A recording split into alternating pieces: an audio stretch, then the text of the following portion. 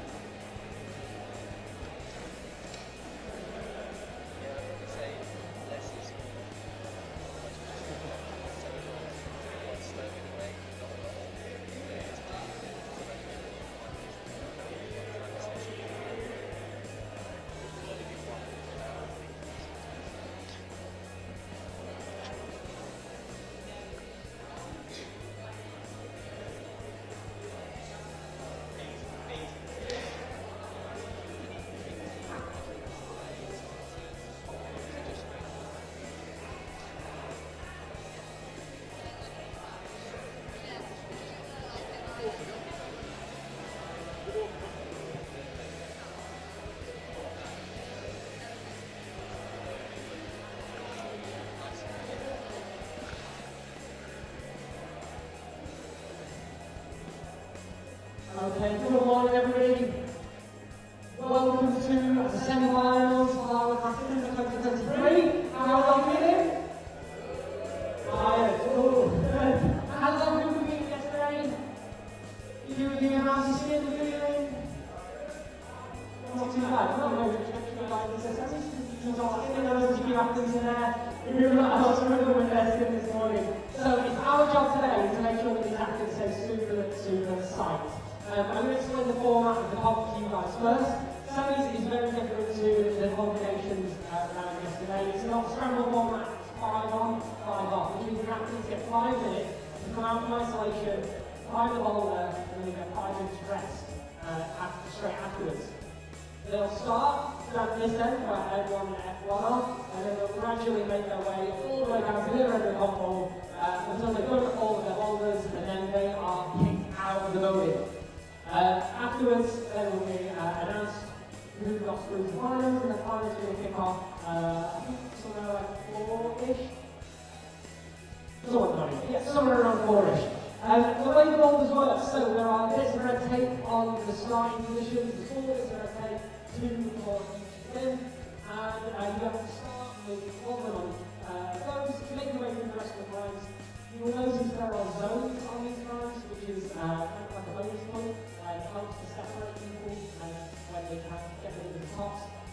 And then at the top is clearly marked with a little bit of red tape. For the key line review, you will also notice a few of the boulders have black tape on them. That is an out of bounds area. So you'll see over there, in this end of the ball, across the giant volume with black tape. Athletes can't go above that with their hands and feet. Same down here on the other end of the football, there's a big line of black tape so they can't use that next to the sidewall. If they do, they have to start their attack again. And then I think we've got a scoring format, so it's about the number of tops they get, and then the number of zones. The person with the most tops and the most zones goes through to final, and is it top 6 Neil that goes through to final? Top 6. So the top, whoever has the most points at that stage will go through. We are about 2 minutes out. We've got a timer down at this end, for you guys to keep an eye on. And for any of you who also want to keep an eye on the scores, check the live stream. Hello and good morning to the Plywood Masters 2023. We're here just about to start the semi-final round. My name is John Partridge, and today I'm joined by the absolute wad that is Michaela Tracy, last year's runner-up and 2017 champ. Michaela, how are you doing? I'm all right. Nice. Less is more. Few words. So we've got the semi-final round coming across. How many boulders have we got? We've got 4 for the men and 4 for the women. Nice. Okay. And as they're going to walk across, just to give you guys some perspective, they're going to start on the right-hand side of the competition wall. So we're going to have the men and women coming out side by side. What are the blocks looking like for the men to start? What kind of style have they got? I can tell you one thing, the blocks look pretty hard for the men, both for the men and for the women. I would say this is not going to be a high top scoring round. Yeah. That's my prediction. There's a pretty good mix of style for both the men and the women. The men will start off with a pretty bouncy, technical, vertical wall climb on the right hand side. They then have a apparently weird power boulder, I've been told. Nice. Followed by a pretty basic crimping power boulder. And then they finish off on the left-hand side with a boulder that I guess is a mixture of technique and power. But the last boulder looks like maybe one of the more achievable ones of the round. Nice. And similarly on the women's round, we're going to start on the right hand side and work left all the way across. You can just see up here now we've got the start list. We've got our first athlete out. So there are 20 men competing this morning, but only 19 women. We unfortunately had an injury in the round yesterday. So first competitor out is Gus Davies. Michaela, you got some background info on Gus? Who is he? Where does he come from? How old is he?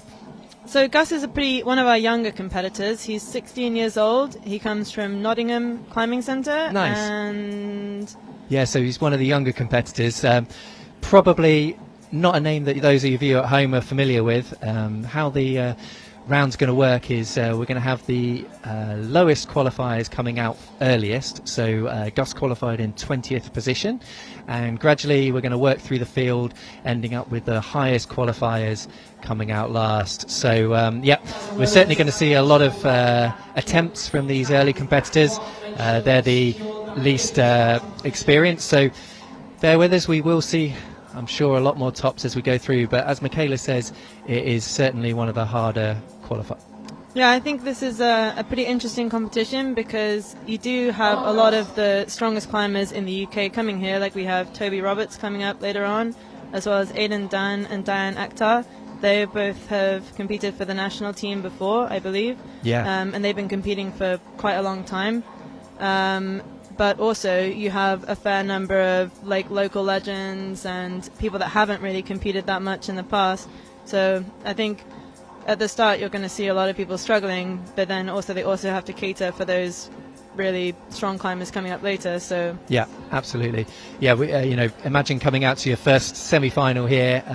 It's going to be quite a lot to take in. So this particular men's one is a really sort of slow, steady slab section here, and as we're seeing, it's actually quite a complex move. Once you pull on the slow, teetery start section with these yellow footholds, it's actually more of a palm foot plant back onto the starting black handhold is the knowledge we've been given by the route setters.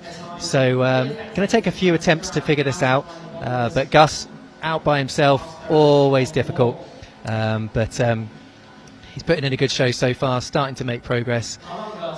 That's it, nice. Yeah, I think maybe like moving a little bit more confidently now. Yeah. He's taken a bit of time to get there, which is a little bit of something that you'll see later with the more sort of experienced athletes. They'll come out and they'll have that confidence almost straight away. Yeah, absolutely. Which gives them more time to then learn the movement properly. That's it. So the clock's just in your screen there. Got about 2 minutes left. Before we get the next two athletes out, so we're going to have our first female semi-finalist and second male finalist. Yeah, Gus looks like he doesn't quite know what he's trying to do here. Like he knows sort of which direction he wants to go in, but he's not really sure what he wants to do with his foot or whether he wants to go with his hand to the zone. Absolutely. I think the route setters have been a bit hard here today, coming out to a fairly complex first qualifying boulder for the men. No gimmies here today. As Michaela says, we've got a pretty stacked field in both male and female categories, so really need to try and split the field. So I think some of our more inexperienced competitors will probably have some issues reading problems today, but let's see. Yeah, these climbers also had to do 30 boulder problems last night as well. Yeah. So they've done a lot of climbing already this weekend. Yeah, as always, skin's going to be a real issue for these competitors as they work through the round. Got to really manage those attempts. 1 minute remaining. Come on, Gus. Not sure if you can hear in the background, we've obviously got in-house commentary team today. George Lonsdale holding the mic down for the crowd here. We've got probably the best part of 100 people here watching the semi-final rounds, which is a good turnout. I'm sure we'll get some more for later on in tonight's final. Yeah, they always put on a good show in the final here. Last year was pretty spectacular. Yeah, you got runner-up last year, obviously. How You've had good experiences competing here. What is it that you like about the Plywood Masters? I think one of the things that's really good about the Plywood Masters is that the boulders are really hard. And I think as a competitor, it is always nice to be able to challenge yourself and like really fight on boulders which are hard. I think a lot of the time in finals they end up setting the problems at a level that they want to have tops. But for a competitor, that isn't necessarily the best thing, because it means that your score is reliant on whether you make mistakes or not. It's like a flash comp. Yeah. So we've got our first female semi-finalist coming out, Anna Nicholson, and our second male semi-finalist, Jake List. So let's see how they get on with this. First time we're going to see an attempt on women's one. So I actually know a little bit about the second male semi-finalist because he is my husband. Ah! And he's taking my place in the competition as I'm not able to compete because I really ruined my knee. So he's holding the fort down. He's holding the fort down. This is his first time competing in a semi-final. Amazing. In the UK. He's more used to American-style comps, so I don't know how he's going to get on with this technical slab boulder, but he's going to give it a go. Yeah. Oh, yeah, there he started incorrectly. Yeah, I knew that was going to happen. Nice. Oh, well, you've got to have a couple of goes, figure it out. We can't all be such a comp legend as you, Michaela. Clearly your training with him needs some work, right? Yeah, well, I do try and tell him, but we actually have some action over on the women's boulder one. Anna Nicholson making short work of this first section up on the slopey cheetah macros, and then just falling short on the two crimps that you can just see at the top of your screen on that big black diamond. It looked like she tried to go up with the left hand when actually she probably would have been better off taking a slightly more uncomfortable route and going up with the right hand first, which means she would actually have to stand up onto that foothold.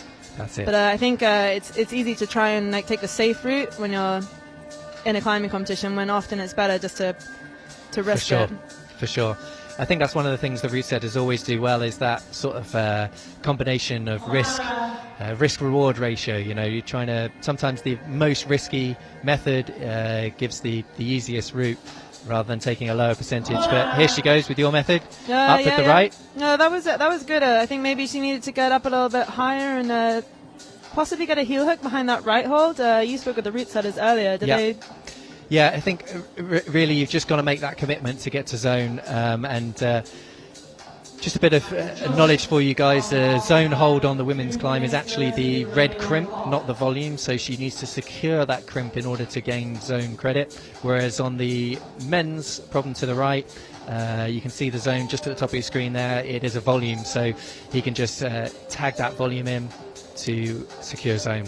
I think that right crimp is actually pretty good once you get there. You just need to go with a little bit more oomph. Yeah, both of them are fairly in-cut. They allow you sort of just to pull in and swing your foot up onto the womble-shaped foothold, which will end up being in your sort of high waist position. Here goes Gus. Oh, nice. Jake. Come on, Jake. He's got the zone. He's in. Yeah. Did that slow as well. Yeah, he's one of our taller competitors, I would say. So, We got our first scalp. Nice.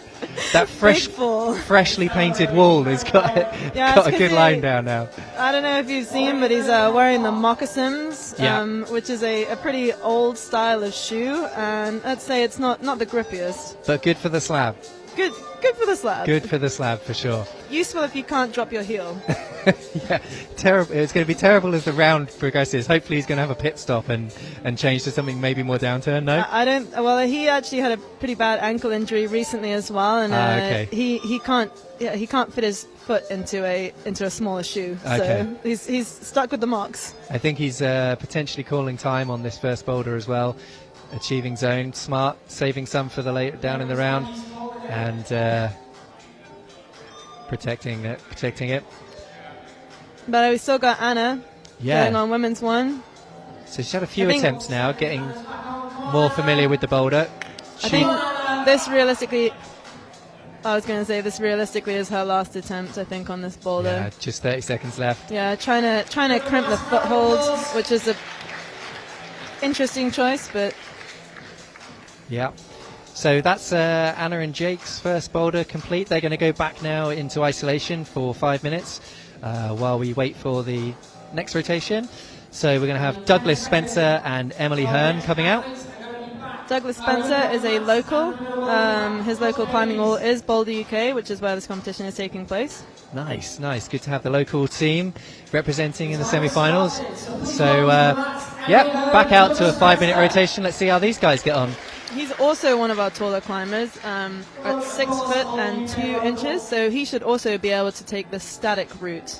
I'm seeing some key stats here, not just 6'2", but a +9 ape index. +9? +9, that is massive. He's an albatross. Yeah, so no doubt he's going to go for a static option through this starting section, I would think. We've also got Gus on his second rotation now, starting M2, which you will probably get on a split screen shortly, but that's the red contact style holds through the steep section in the middle of the wall. Let's see how he gets on with that. We've been told that this one is one of the more achievable zones for the men. The top looks pretty desperate, but to get to the zone is not outside of the realms. I think you need to go a little bit slower than he's going. Yeah, he's reading this as sort of more of a complex sequence of so like a 1-2-3 paddle almost, but in upside down holds is not going to serve him well. But you just need to have the power to lock that first start hold down, and the next hold is pretty good as long as you're in control. Meanwhile, Doug's making progress. Yeah, Doug's doing well, using that height to his advantage. The knowledge we have now is that you see on your screen you've got these 2 very small footholds, sort of pebble-shaped holds. Once you secure the zone with your right hand, you really need to be proactive with the feet, get those ahead before matching, and then a final pop to the top hold. We've also got Emily doing well on F1, just missing out on securing that crimp. She looked closer though. That was her first attempt, I think, and she was actually pretty close to getting that zone hold. So this is going to get complex for you at home. I appreciate with the split screen format. We will try and get all of the content showed on screen as soon as we can. I appreciate there's a lot of boulders, but at the moment you're seeing M1 and M2, and as soon as we can we'll get F1 on screen as well. But at the moment competitors just taking a bit of a break, prepping those holds. What is the typical strategy for you when you're competing on these kind of semi-final round? I think it depends. It really depends on the boulder. Like for something which is more of a powerful boulder, you want to have as few attempts as possible, really, like rest as much as you can. But then you see later on in the round there'll be some more dynamic, learnt move boulders, and for those you need to have a decent number of attempts so that your body has enough time to sort of learn the movement properly. Yeah, what was your favourite to come out to? Did you? I mean, you said earlier you liked it to be a hard round, but was there a style you always used to like to come out to first, or did it not bother you?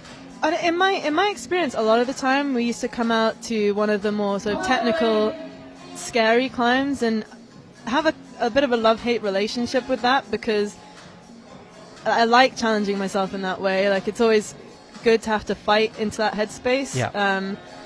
But then also, it is kind of when you're shaky, when you're nervous, you just come out for your first climb and you have to calm yourself down and execute on a slab.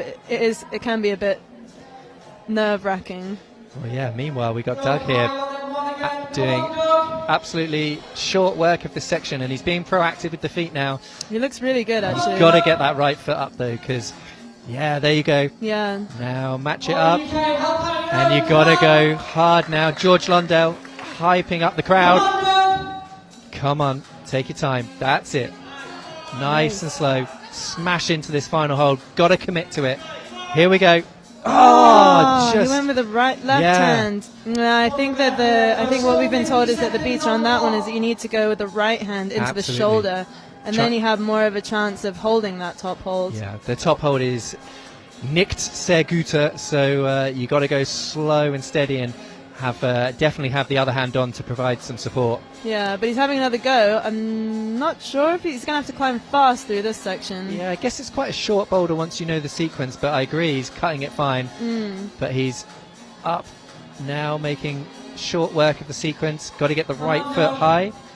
I think he is part of the junior team in Boulder, UK. Nice. Here we go. Come on. Oh, super, super strong there. That was very close. I think maybe his problem there is that his body was too far out when he got the top hold, so he wasn't able to hold it.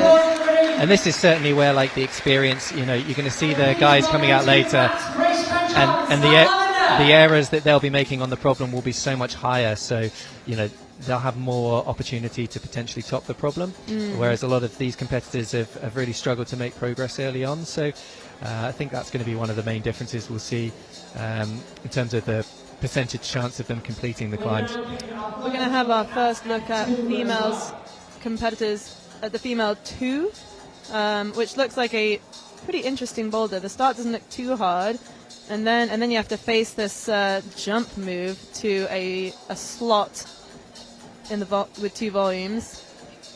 Yeah, and just to introduce the next people, we've got Grace Trenchard coming out onto her first boulder, and Sam Lavender onto his first, sorry.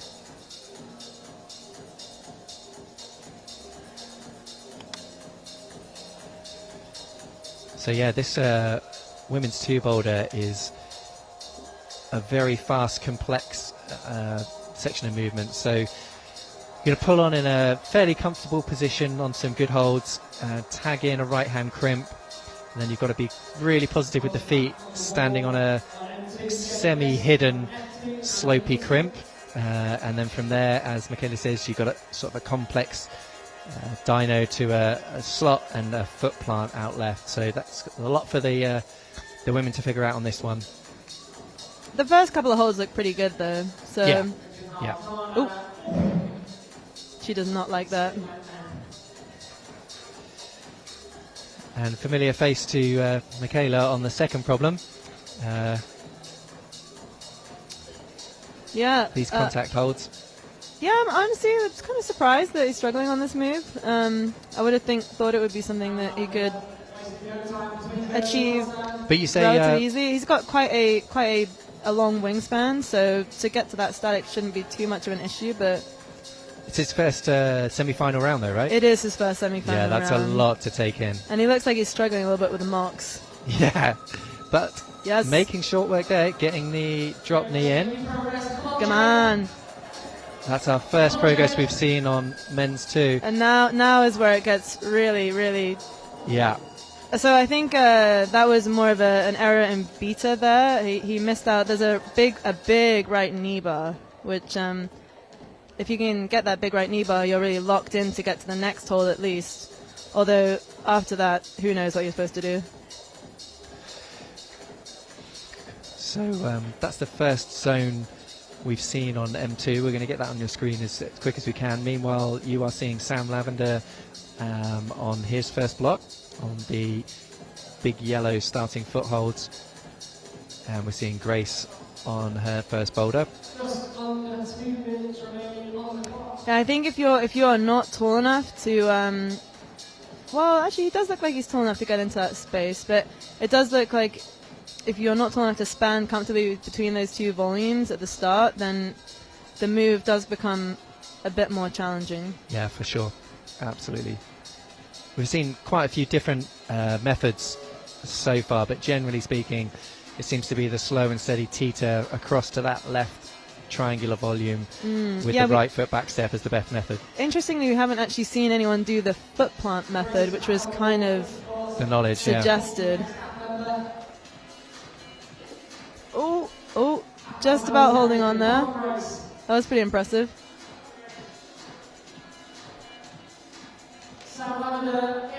Yeah, Jake is definitely not seeing that knee bar.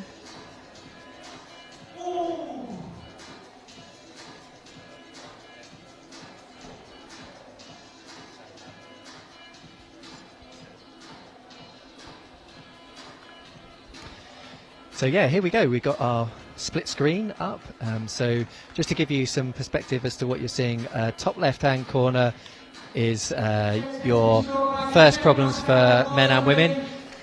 Then top right is F2, bottom left M2, and gradually the bottom right-hand corner is showing you a bit more working towards the female 3 and M3. So yeah, we're working right to left if you were in person here at the event. But we're already on to our next rotation. On the buzzer.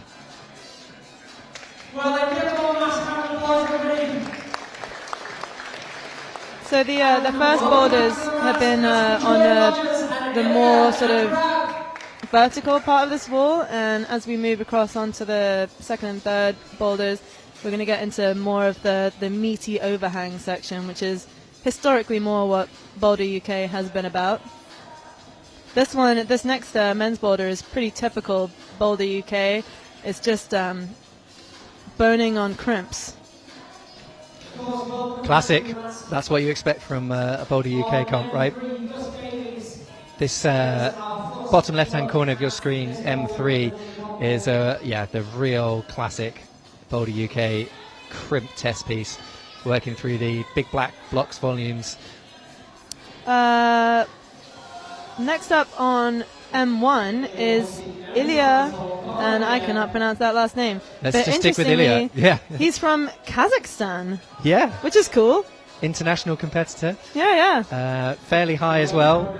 Yeah, he looked really comfortable on that foothold in a way that none of our previous competitors have been, although he did look like he got a little bit lost at the top there. Meanwhile, Natalie on the women's one, ratting those footholds, enjoying that. Actually, those footholds are surprisingly good. Yeah. Yeah, they're pretty good footholds. You could definitely crimp that foothold. Yeah, she's certainly looking really steady on here, taking her time, figuring out the sequence, smart strategy. First person to read this perfectly and securing zone. Oh, just slipping off. Unlucky. I'm not sure how he slipped off that foothold. She might have stepped on the slippy bit. Yeah, and Ilya just slipping off those footholds as well. Those are the footholds on F1. They have they're a dual text foothold. They have a slippery bit around the outside and then the grippy bit in the middle. And I think if you're not careful with the placement of your foot, you can end up putting your foot on the slippy bit and then you'll just slip off. And some knowledge from the root setters, some of those grippy bits on the dual text are also not grippy. There's a lot of worn out texture on there, which is going to add another layer of complexity. So the theme on quite a few of these boulders, I think, is really, trusting your feet and driving hard. Do they sand them down? Not specifically, I don't think this time round, but I have heard of them doing that before. Yeah. But yeah, we're seeing slow progress so far on most of these climbs, particularly in the men's round. Some stern boulders here. We've got a large field of 20, ranging from GB standard athletes to people competing in their first semi-final round. So we're going to see a lot of falls early on. Nice.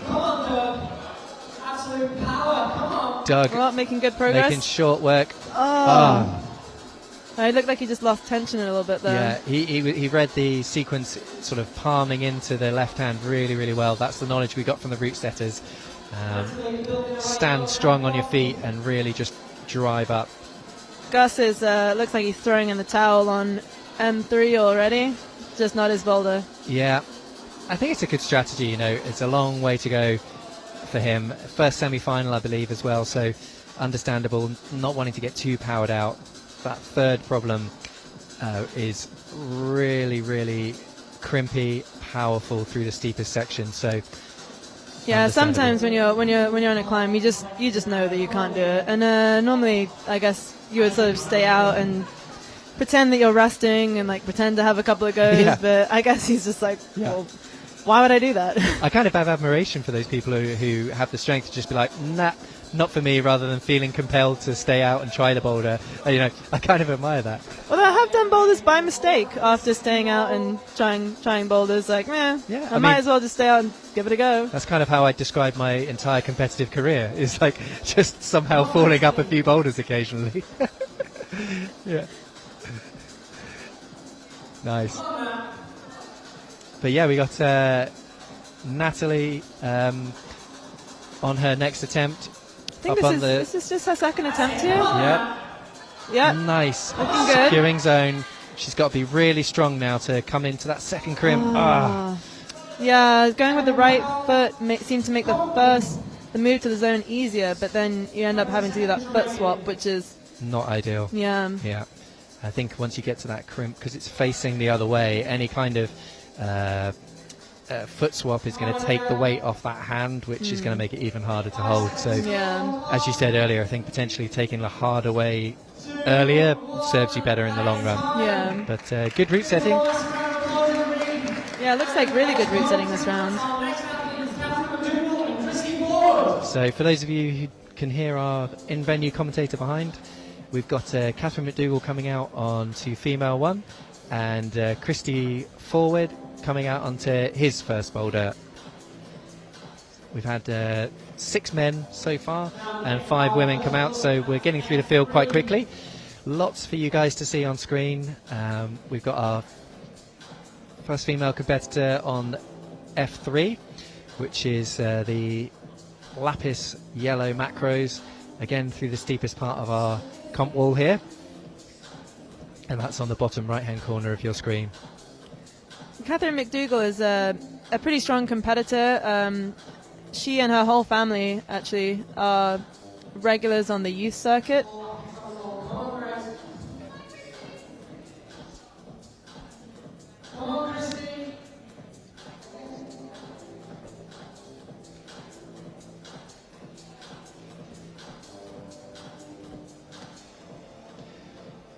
Nice. Catherine McDougall making short work of women's 1 here, as you'd expect. Oh, just falling short. But Catherine McDougall is a really strong technical climber. I think maybe some of the power of getting to that zone hold she might struggle with a little bit, but I think if she can get that zone hold, then she'll have a really good chance of doing the top. Agreed. And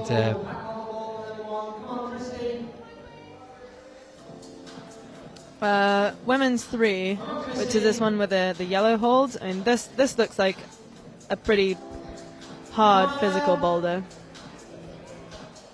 Yeah, I mean, all the way across this wall, as you said right in the start, we've got a seriously hard set of boulders for the guys today, ranging from teetery technical, bit of coordination, and then straight up power fest. So, you know, it is a hard round for everybody today. But good to see Jake smashing through. First guy to sort of pull a couple of moves on M3 there. But as you can see, he's really struggling. These holds, tiny little crimps. Yeah, those are really tiny crimps, and they're also all blocked off as well, which means you can't even... I mean, they were small in the first place, but then the fact that they're blocked means that you can't use the majority of them. That's it. I mean, they're just horrible holds. Yeah, and you've got to go super slow when they're blocked like that. Anna making good progress.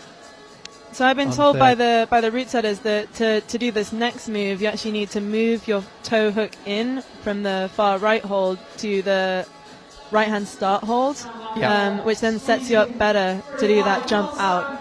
I think when you try and jump from that position, you're just so stretched that when you swing off, you've just got too much momentum and you won't be able to hold it. Yeah, that's it. And on M2 here, we've got our first competitor to read the knee bar now. So yeah, he didn't want that knee bar, but he's in. He's in. He's got to float outright now. So match it and then move the foot outright. We're told this is a classic Max Ayrton squirm section, but he's really doing he's well. Gotten a little bit sucked into. Got to swing that foot. That's it. And now palm down with the left hand. Oh, good burn from Sam there. First competitor in the men's category to get onto the head wall there, which, just to give you some reference, goes from a really steep section transferring onto a slab. So you've got to go from really burly compression moves into teetery slab town. Yeah, it's pretty harsh, that top section, because, I mean, he was very close to doing that boulder, but he doesn't actually get any more sort of points than if he just got the zone, which is, it's pretty harsh. Absolutely. That's the if it was perhaps a more seasoned field, you'd probably look at that zone hold being on the head wall rather than lower down, I would suggest. But yeah, good to see Sam. Plenty of energy, smashing through these volumes, which is super powerful. No, he looks good. Yeah, he's got the knowledge, but gassed out. I don't think he took a long enough break, personally. But 20 seconds, they're calling time on their rotation there. And we're going to get our next rotation. Someone I'm familiar with, Will Buck, coming out to his first boulder, and Hannah Smith, who obviously is a very seasoned competitor at these events. Yeah, Hannah Smith has spent a large number of years on the junior team, I believe, and now she's sort of getting more into coaching. She's been coaching with the GB junior team, I think, but she's still a very strong climber, obviously. Yeah. We're all the way across the competition now. We've got competitors on all 4 problems now in the men's category. So our first competitor coming out onto his final boulder. The knowledge for this one is compression and awkward feet. So starting in a heel hook with your left heel, it's just in the bottom right hand corner of your screen now, smashing out to a volume, high foot, and then you just got to really stand proud on this slopey volume to stand up onto the next zone hold volume, which you can just see sort of next to the Boulder UK logo. Will looks pretty good on M1. Yeah. I was expecting Will to do pretty well. He's always been sort of there at these competitions. Absolutely. He's making really short work of this section, being proactive with the feet. Maybe a little bit, his qualifying position was a little bit lower than you would expect. Yeah. But maybe he didn't give it the full beans yesterday. Yeah, some people, like to hold back a bit and just make sure they qualify, save a bit of energy. But I always personally feel like, you want to be coming out later in this round so that you're climbing alongside the really top people. Yeah, because sometimes if you come out earlier and people aren't coming back from boulders quickly, you think, well, maybe they're just really hard and they can't be topped. But when you're out later and people are coming back pretty quickly, you're like, okay, well, people are topping these boulders. Like, exactly. I can do it too if they're doing it. But then also sometimes if you come out earlier on, then you get better conditions on the footholds, and also you get more rest before the final. So there are positives and negatives. For sure. I personally, always used to like being out with the top qualifiers, just to sponge off whatever residual information you could get. Dare I say, the odd sneaky peek. You're cheating. I mean, I'd call it the dark arts, Michaela. I think it's part of the game to know, being aware of your surroundings and knowing essentially how not watching the wall, but being aware of what other people are doing. Yeah, I mean, if you're on a climb trying something, it's pretty rare that you can just look straight ahead of you. Yeah. Certainly, if you're getting shut down on a boulder, your eyes are going to wander across the wall, and perhaps figure out if it's worth you spending time on the boulder or saving energy for the next. Yeah. I think, as we say, the wall set up today, the competitors are going right to left, which basically means you're starting on the shallower angles before going into the steep, and then ending again on the shallow angles. So that does give them a bit of an insight as to the kind of styles they're going to be receiving. Hannah does not look happy on this F1 at all on the move to the zone. She does not want to do it. And I was watching the setters testing a couple of these boulders yesterday, and there's an extra foothold being added onto women's one start. So the second plate on the volume was added to try and take a bit of the sting out of the start of this boulder. So hopefully that will help. Meanwhile, we've got Nat just setting up on the women's 2 for the dyno. She's the first one to make any kind of progress on this. She looked like she was trying to do it static, though. She really didn't look like she wanted to jump at all. Right. And Will Buck up to high again. He's got to really, really drive through this foot now. Stand tall. Trust the feet. Again. That right foothold. For those of you at home who can't see, it's very, very small, but not just small, it's slopey. But I also think maybe he's trying to go left and then right. Maybe he would be better off going right and then upwards. Yeah, I think keeping your centre of gravity and weight on that right foot entirely the whole time. Feels harder, but means you're going to keep the pressure on that foothold and stick it, rather than sort of an on-off pressure strategy, which Will's been looking at, as you say. Yeah. 30 seconds. Come on, Hannah. Yeah, we're running out of time already on this rotation. We are yet to see a top in any of the competition, for those of you who are just joining us. That's kind of standard with a semi-final round. Semi-finals, traditionally, we always kind of say that you find harder boulders than in the final, where it's more of a showcase. And today, the boulders are hard across the whole round. There's no gimme boulder. Our next athletes, Amelia Essex and Phil Murphy. So we're getting towards the middle of the field here. We've got the 8th qualifiers out now, so there's going to be 20 climbers in the men's and 19 in the women's category. So just to orientate you again, top left of your screen is M1 and W1. Top right is second boulders, bottom left third boulders, and bottom right fourth boulders, which we're now on. And this is the first female competitor starting off, and this is a Max Ayrton masterpiece. This is being currently climbed very statically by Anna, but the actual knowledge is it's a dynamic move. So from the starting 4 points, you're going to jump 2 hands onto the volume at the base of the very tall volume above. Use that momentum to swing your your right leg all the way out onto the big right hand volume down low, the big red one. And at the same time as you land that right foot, you're going to turn your left hand into a palm. Now, I watched Max do this in his trainers yesterday, and he said, it's V2 boulder, mate. But I did not agree with him. I think it's a really complex movement for them to read, particularly in this kind of setting. And as you can see, Anna choosing to try the boulder in a static motion, which to pull on is going to be easier for sure, but it's going to be near on impossible to complete the second or third moves. But we've got Philip starting his M1, making short work of the start, securing zone, and just falling short of the top. We've got Christy on M2, finding that knee bar nicely, but not getting it drilled enough. Oh, Catherine McDougall, the first person to achieve zone on women's 2, making the dyno, transferring really, really well. This last move now, she's got to stand up on poor feet and drive up off these feet over with the left hand to the finish.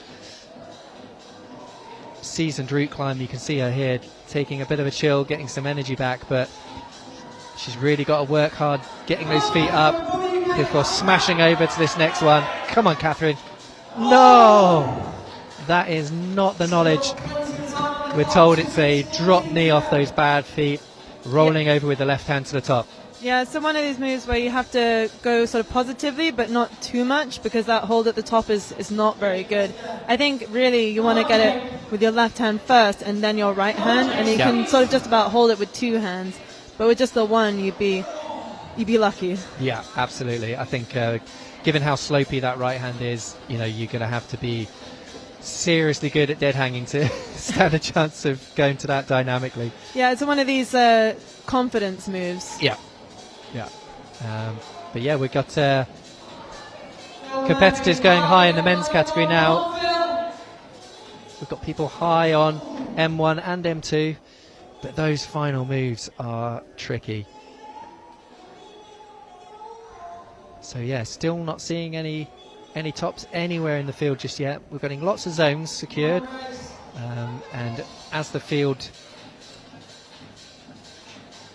sort of gets to the more experienced climbers, we're going to see hopefully some more tops for you guys at home.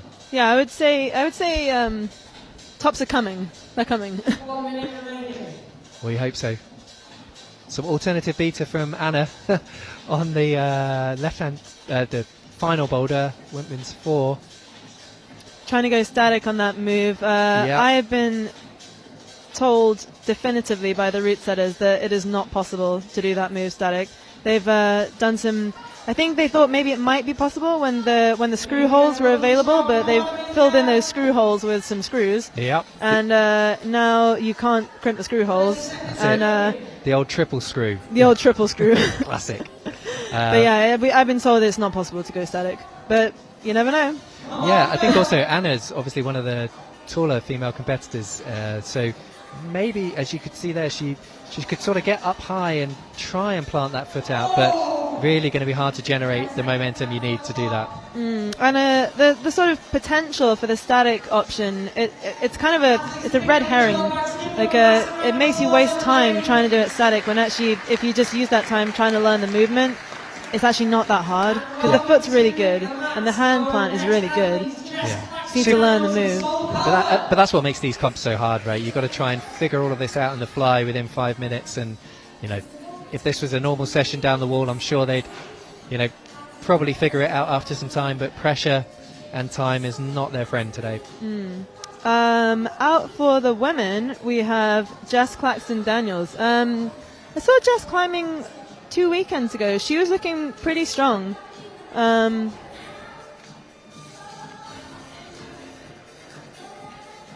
She's not filled out a form, so we don't really have any more information about her. Classic. Yeah. But I think maybe she might have a chance of doing pretty well on this climb. So Hannah Smith starting her second boulder here. You can see the graphic on the top right hand corner of your screen. F2, purple holds. She's teetering out before lining up the jump. Here we go. You've got to go confidently to this. No, it's a dynamic move. You're going to be really difficult to stick that with your right hand statically and hold the tension. Yep, just looking strong. On F1. Oh, little ripper. Just dry firing off that right hand zone. Yeah, it must be worse than it looks. For the men's, we have Sol Calvert, who has come all the way from Northern Ireland for this competition. Awesome. Yeah. Well, I think given the reputation of the competition, Plywood Masters is an institution. Yeah, and it's moved on a lot since when I first did it in 2017. Back then it was a one-day event, just a qualifiers, followed by a finals in the old facility, which was closer to Blackburn. No comp wall, just sort of old school dirty crimps. Yeah. And 2017, first comp, first win. That's pretty good effort, Michaela, right? You came, you saw, you dominated. I like it. But we're actually in the 20th anniversary of the Plywood Masters. Obviously with COVID and various other breaks, it's not the 20th event. This is number 15, but it's 20 years that this event has been in existence, which is really cool. Shows what an institution it is. Hannah also really not wanting to jump on F2. I mean, definitely looks like a jump to me, but yeah. Sometimes when you're just in the feeling that you really don't want to jump. No. We've got Will Buck. Yes, come on, Jess. In all sorts of if she can get that foot tension up. Here. Come on, Jess. Oh. Come on, Will. Get that knee bar in. Come on. That sloper is so bad without the knee. That knee bar is going to hurt without trousers. Yeah. He really actually didn't. You could see he didn't really want to put that much pressure in it, because those contact holds, they're really rough. Yeah. Like if you really press into that knee bar without trousers, I mean that's going to hurt in the morning. Yeah. But yeah, we hope to bring you some tops soon. We've had competitors across the whole wall now. We're right in the middle of the competition. We're on rotation 9. So there's a double list to come out again, and those will be the higher qualifiers. So I'm sure we will see some tops later on. But cool to see all the different approaches the competitors are taking. On M3, Ilya walking his feet out very early just to take the sting out of that powerful move, but unable to hold the swing, and looks like he might have put his back out. I think he grabbed it straight after. I'm not surprised. A lot of force going through there. And it's pretty impressive to be able to walk your feet out from, was that from the start holds? Yeah, absolutely. Obviously, we're unable to bring you live scores. There's a lot going on right now. But just to confirm, we haven't seen any tops, and we've seen very few zones in the women's category. Probably more in the men's just now. Will backs up high. He's figured out that knee bar. Just needs to walk the feet now. Just not got enough in the tank.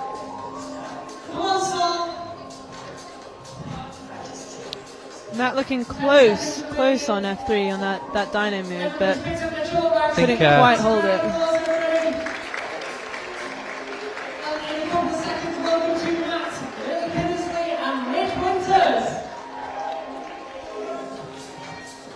Rich Winters out on the male boulder 1. He is one of our older competitors at the ripe old age of 34.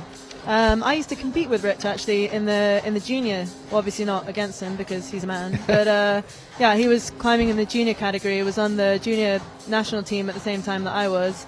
He's a very strong climber, and now I think he's a route setter. So I think it's really interesting when you have route setters competing and climbing, because they have a bit more insight into the mindset of a route setter. That said, he did just touch the second hold, which you shouldn't be allowed to do, but whatever. Yeah.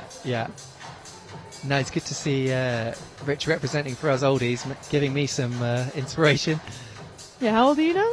I'm 40 now. I'm past it. You can put me out in the pasture and just put me out of my misery. Well, how old is Tom Brady? Tom Brady's like 40, isn't he? What, the GOAT, Tom Brady? Yeah. Yeah, he might even be older than 40. Yeah. But he has retired. No, he's retired now. He's retired. You know, to be honest, my benchmark really encompasses Barons. Like when Dave Barons retired, that was it. I felt I could justify retirement too. Rich looking pretty good. Ooh, fancy footwork. Good work on the feet. Yeah, that's.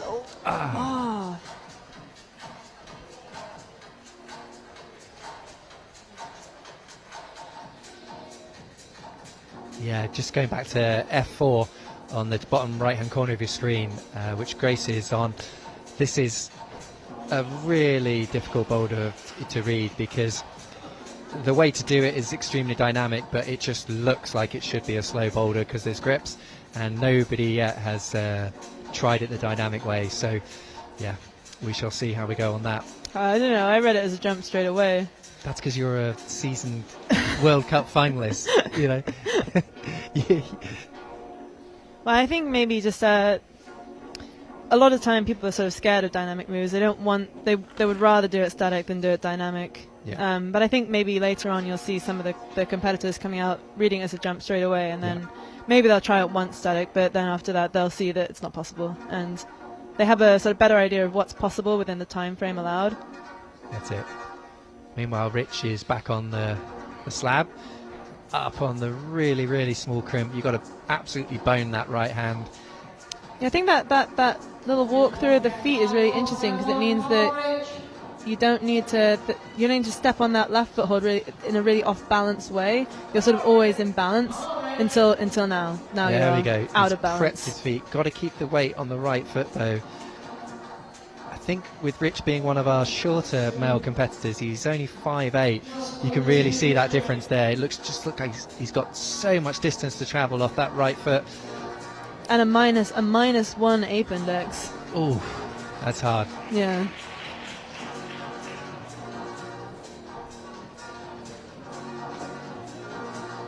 But the wall's looking super good. The route set has done a great job. Really experienced team today. You've got Max Ayrton being the chief, James Garden, Dave Barons, both previous World Cup GB competitors and route setters, as well as a really strong in-house Boulder UK team. We've got Phil making progress on this second male boulder. He's going to have to get his foot out on the right though if he wants to do this last move. I think you've got to smash this crimp and then somehow levitate a foot outright. Is that a crimp though? It's more of like a sloping crimp. Slopey crimp. Yeah. Slopey crimp. Yeah. I am a big fan of those contact holds though. The Sabres are really, really good. Whole mixture of shapes within the same range. So you can never really get accustomed, you know, what you're going to hit one and it's a sloper, whereas the other one's a bit more positive. They are a lot worse than they look as Yeah. well. Like you look at them and you think, yeah, that's pretty good. I can hold that, and then you start like trying to hold it, and it's kind of a bit sneaky. That's it. Not as good as you want it to be. But sometimes they have some little like hidden bits that you can hold on to. When I was competing back in the day, I used to have a reoccurring dream sequence. Every competition, I would dream that I'd been climbing a route and finding hidden jugs on the route that nobody else could find. That's a weird dream. It's a very weird dream. Sadly, the reality was that there were never any hidden jugs. Maybe some hidden crimps. Yeah. And welcome to the mats, Tilly Bassage and Rodney Collins. So Tilly Bassage, I think, is another local on the Boulder UK junior team. Yeah, she's from Rochdale, Boulder, UK. And good to see her. She's representing for the local team. She was also recently at the GB National Selection event. That was two weekends ago. Saw her climbing there. How'd she get on? Those boulders were hard. You think these boulders are hard? Yeah. Those boulders are real hard. I think it's so great when like now there's a real appetite amongst all the competitors to just have really, not just the route setters, but the competitors want hard boulders to train on and to be challenged by. I think yeah, it's good to see the GB team really developing. Yeah, because if you're not climbing on hard boulders, then you're not going to get any better, basically. Yeah. By the time you get to a World Cup, you're just going to be completely ill prepared. Yeah, like if you're not falling off, then you're not getting better. No. Rory is also from Belfast. I think he has also travelled over here just to compete in this competition. Nice. Totally looking really good, actually. Yeah, she's the first person to really get settled up onto those two crimps. I think that was her first attempt as well. Yeah. And then Yeah, she needs to get that high right foot. I think you need to be a little bit more positive on this hold so you can pull your body up. absolutely, Get that high you foot. basically got to like do a pull up off those two crimps and slam that right heel or right foot in. The route setters yesterday were saying that a couple of them ended up standing on the arch of their foot just because you just need to get anything onto that right foot in order to do the move. I think Tilly is also one of our shorter competitors and maybe has pretty short legs as well, so it might be a little bit more of a struggle if you do have short legs to get that high foot up. Yeah. Will also going for the stemming method on men's 3. Yeah. Looks actually pretty good. Yeah. Just needs to lock that hold in so he can get around. Exactly. No, you can see from his look on his face. This boulder was nicknamed by the route setters the T1000. You're going to need to be a Terminator to destroy this problem. But if you're good at crimping and strong, I think you're going to be all right.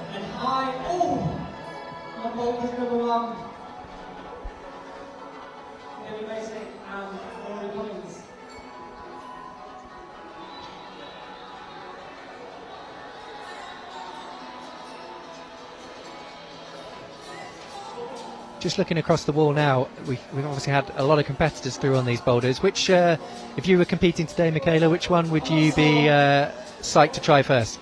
I think for me, F3 would be the boulder that I would really want to try. Power. Yeah, power, toe hooks. It's a little bit complex, a little bit goey. Yeah. That would be the one that I would be the most keen to try, I think. Like F1 looks a little uncomfortable, a little bit ratty. I'm not sure I'd be a massive fan of that one. Sorry to interrupt, but we've got potentially our first top on M1. Just not quite right.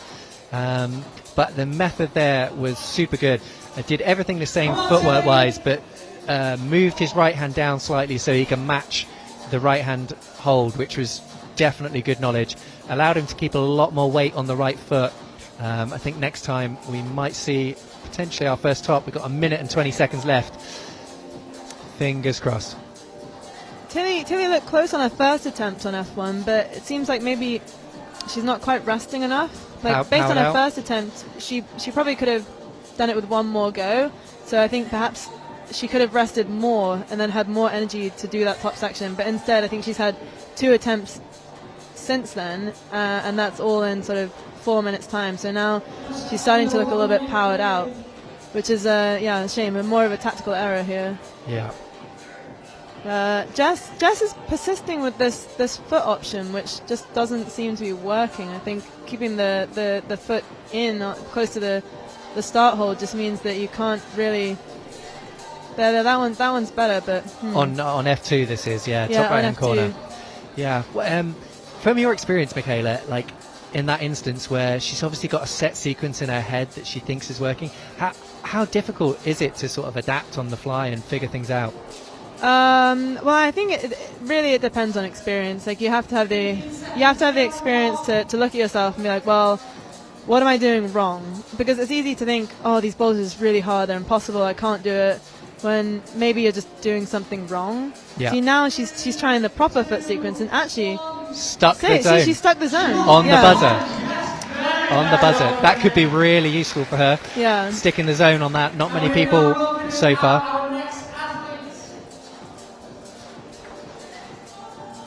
So we've got our 12th competitors out today. We've got Andrew and Edie.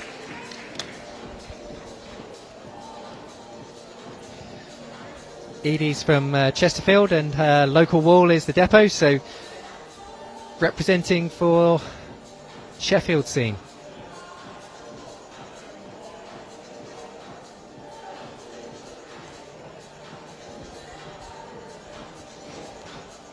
Be interested to see Rich Winters on this M2 red volumes climb. Being one of the shorter competitors, he might find it easier to sort of get stuck into the knee bar and ride it all the way. Let's see.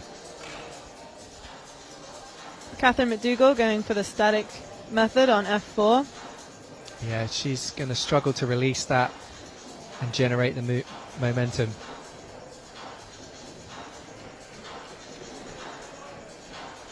She looks like maybe she's thinking about a jump now. Edie is also one of our, I think, junior team competitors.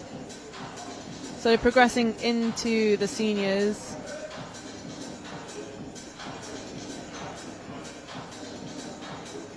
So far we're seeing pretty much a similar performance from everybody across these boulders. A lot of falls, a lot of people struggling to figure out sequences, and as yet 0 tops in the competition. So really shows how high the standard of the boulders is today.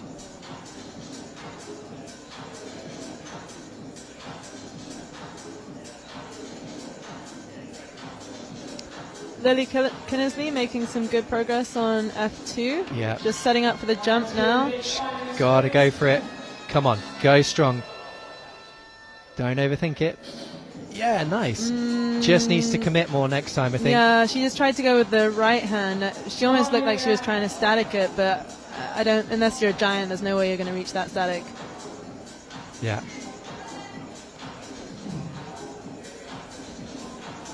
See, this is going back to what we were saying earlier about climbing alongside people and seeing tops happening. At the moment, I think we might be witnessing like a combined effort where everybody thinks the boulders are too difficult and they're not being filled with confidence that tops are achievable.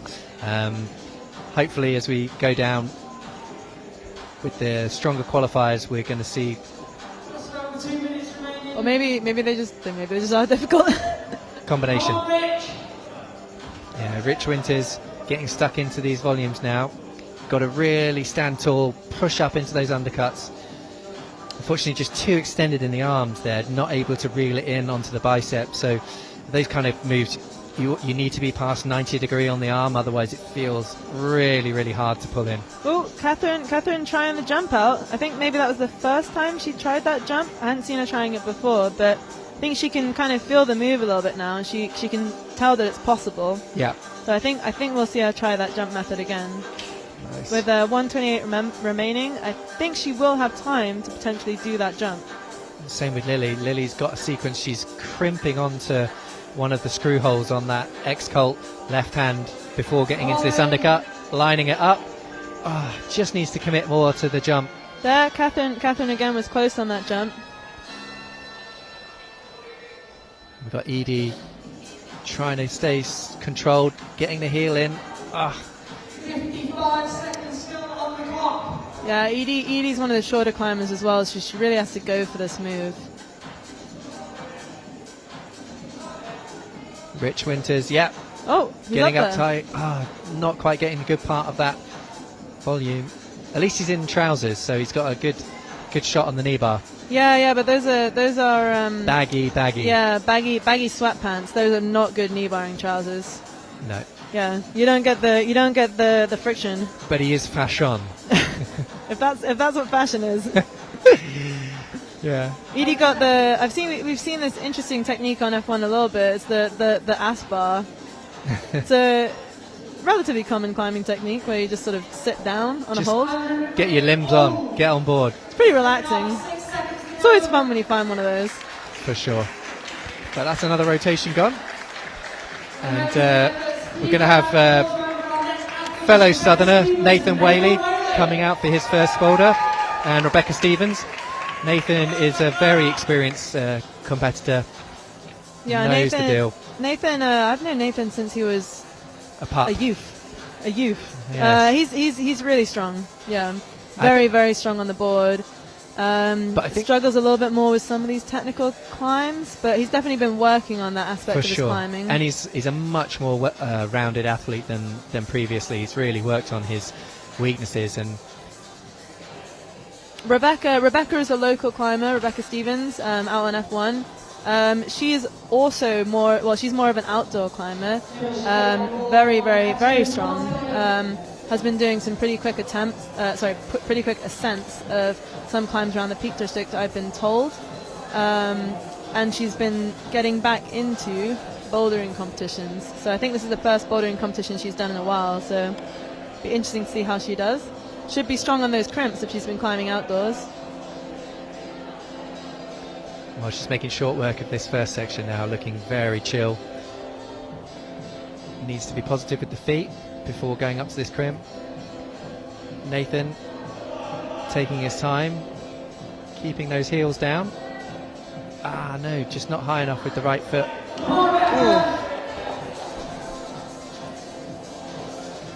Looking strong, Rebecca, but she also does look a little bit nervous. Yeah, it's a lot to take in. Semi-finals, you've got a fairly sizable crowd here now, about 100 people in venue watching, tunes going, lights, stress. Yeah, 5 minutes can feel like a pretty short amount of time. Yeah. It can also feel pretty long. If you're not getting anywhere on a boulder, Yeah. as we saw earlier with some of the competitors, just couldn't take it. That's it. Will Buck over on the M4, getting into the right position, but from there, struggling to figure out what to do. Nathan looking good actually over on this vertical wall. Of course, you can see there he's got bent legs, so he's really distributing the weight through the feet really well. Doesn't want to stand on that foothold though. You can see him moving it around. He doesn't want to stand on it. But needs to go for it. I think going up left like that it feels comfortable. It sort of draws you in, but it's a red herring. For sure. I would be surprised if you see anyone do it like that. Yeah, I think the best strategy I've seen so far for that one is from Sol, who sort of rejigged his right hand to make a bit of room and then matched it. Yeah. Which makes the distance between that hold and the top a lot shorter. Yeah, and then you're going up you're pulling up as you go for it rather than swinging right. Driving onto the foot. Yeah.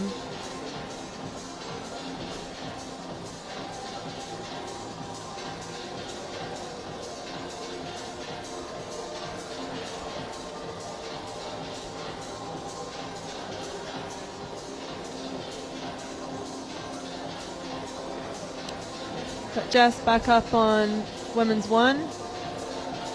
She had a pretty good first attempt and then looked like she got a little bit stuck on the second attempt, but we'll see what she can do now. Maybe looking a little bit tired.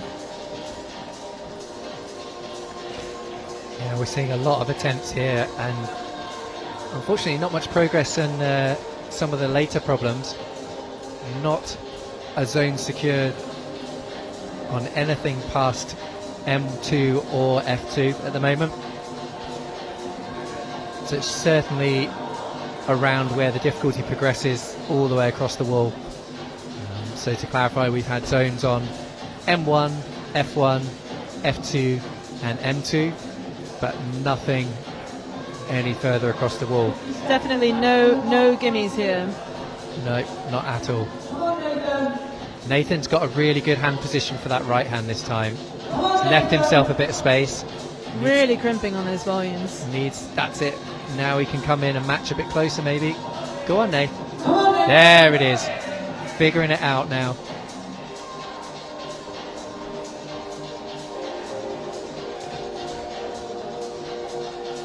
Big moves by Jess on F3 there through those lapis macros. Can't really see on the screen, but that is a super steep section of wall, so very difficult to keep tension on those slopey macros, basically using the toe hooks to provide that stability. But the second you have to leave them, you've got to be so strong on the arms. And keep that going for our next athletes, Jen Wood and Isaac Knightley. So Jen, who's just come out for F1, she's definitely she's the most experienced female competitor that we've seen so far. She's pretty regular on the national circuit as well as the international circuit. Yeah. I think she was in the finals of the BBCs this year. Yeah, absolute veteran. Yeah. It's funny that you should say she's a veteran. I remember when she was just a young'un. Yeah, no, she's done a lot of comps. Yeah. Very experienced. Showing my age. Never obviously. seems to. The thing I like about watching Jen is she never seems to get too flustered. Like she uses her experience really well and manages to stay calm in most. She's very strong. Yeah. Very strong fingers. Very strong on the board. Making short work of this first climb. Positive with the feet. Yeah, getting the heel hook in. I think we may see a first top here. She's really boning these holds. Yeah. Got to She swing can- up tight. Come on. Come on, Jen. Yes. Yes. Ooh. This last hold is very, very slopey. She needs to be slow. There we go. Nice. Good effort. First top in the competition today so far And it's a flash. is a flash for Jen Wood on F1. That Good is to see. that's about what I would expect from Jen on this boulder. Yeah. I'd be Yeah. very surprised if she hadn't have topped that. I think for the women especially, I think that we're going to see the levels sort of start to jump now. Yeah. The next competitors that we have coming out are all very experienced junior and senior competitors. So Yeah, we've got the likes of obviously Jen Wood just out now, Emma Edwards, Eugenie Lee, Thea Cameron, Erin McNeese, Holly Tutel. So previous British champ closing out the round. Isaac Knightley going pretty well on M1. I saw Isaac climbing. He was in the second session yesterday, which is not common for sort of the stronger Yeah, climbers. surprising. But yeah, he was doing really well. Did a lot of the harder boulders yesterday. So Coming across from Sheffield, so maybe choosing to have a bit of a lie-in instead of coming to the early one. apparently he's done a one arm on an 8mm crimp. So Damn. yeah, That's in a real claim to fame. yeah. Rich Winters, the first guy to get through the crimps on M3, and just falling short of the zone hold there. Super difficult to achieve that hold. It's blocked, and they're just a sequence of tiny in-cut blue pill crimps. Yeah, I think blocking the holds on M3 was like a little bit mean. So 2018. Maybe unnecessary. Yeah, it's a gratuitous blocking across Yeah. the whole problem. I'm into Like they're it. already pretty small. I'm into it. This was M3 was one that the route setters tweaked last night to beef up and make it a little bit harder. Oh, they made it harder. Yeah. Certainly the top section, they made the final moves a bit more low percentage. Okay. Yeah.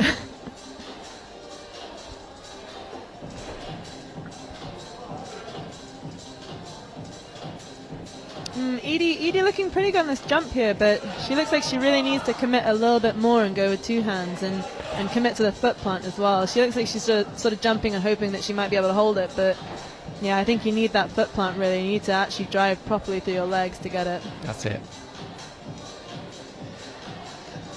But the good news is we have seen a first top today. Jen Wood came out and smashed her first boulder on the flash. So currently, given where we are in the field, that almost certainly will put her into finals if nobody else who's already been top to boulder. She's currently going to definitely be in tonight's final with the only person to top. We've got the knee bar back in on M2. Andrew Mawini with the knee bar. Yeah. Looks a little shaky, but making good progress. Yeah, he's got to tag this crimp and then float. Oh, he's boning that crimp. Oh, no. See, that crimp, it's not good. yeah, it's not like you can just campus around on that crimp. That is not a good crimp.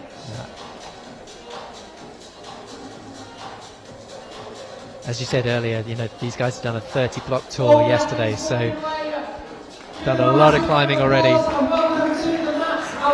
I imagine they'll be feeling a little bit tired by this point.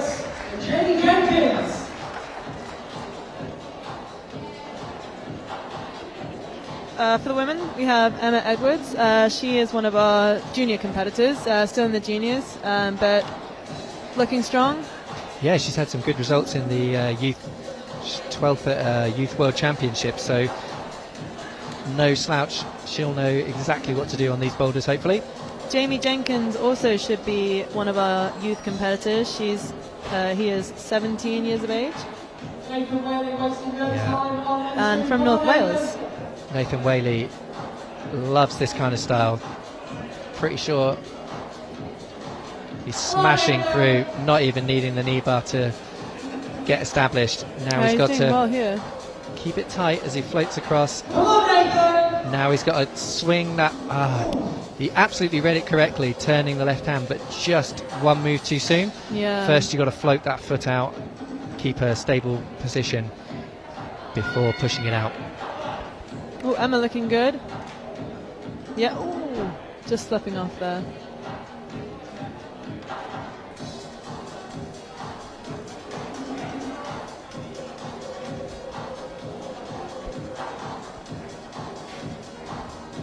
Really getting into the meat of the competition now. We're into the top 5. We've got Jamie Jenkins on his first boulder. Not quite reading the first few moves. Yeah, Jamie Jenkins is from North Wales, and I guess it makes me think that maybe he's more of an outdoor climber, which might have suited him quite well yesterday, because the qualifiers had a lot of sort of climbs that you could do quite well on as an outdoor climber, just more power boulders. Yeah. But this is a bit of a different style today, so he looks like he's having a bit more of a hard time on this style. Yeah, comps are. You've got to be a master at such a wide variety of movement. He also has a nice. plus Emma. 9 centimetre apron depth. Come on, Emma. She's up high. Oh, looking good. Yes. Nice. So, you've seen another top there. Oh, look at Jamie's gone totally rogue. Oh. Yeah. Come on. Oh. Nathan. So close to getting the foot out. Yeah, Nathan really doing well on this M2.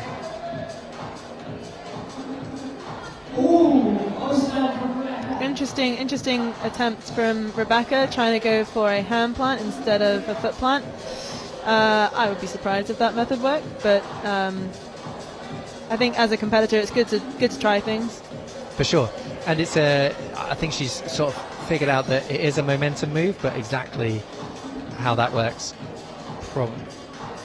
probably going to figure out on the next go that it's more of a double to the zone. It looked like Jess tried the jump last attempt, but then she's gone back to trying the static method here. Yeah, there's a lot of options just visually for those over on F4.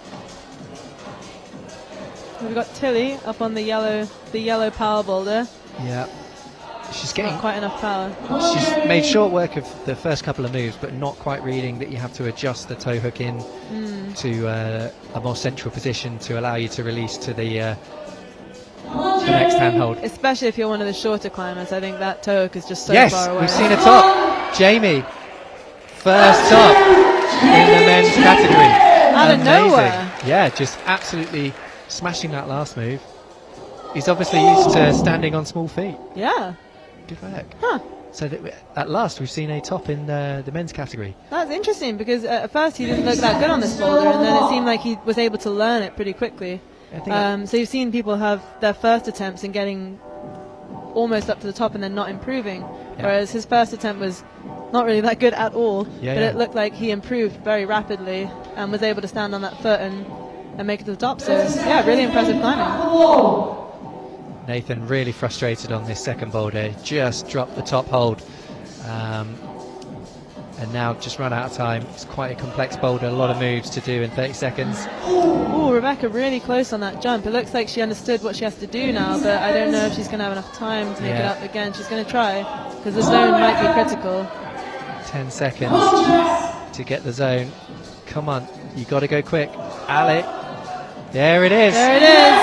Securing the zone on the buzzer. She's out of time, but at least she's got the zone. Yeah, could be important as we go through.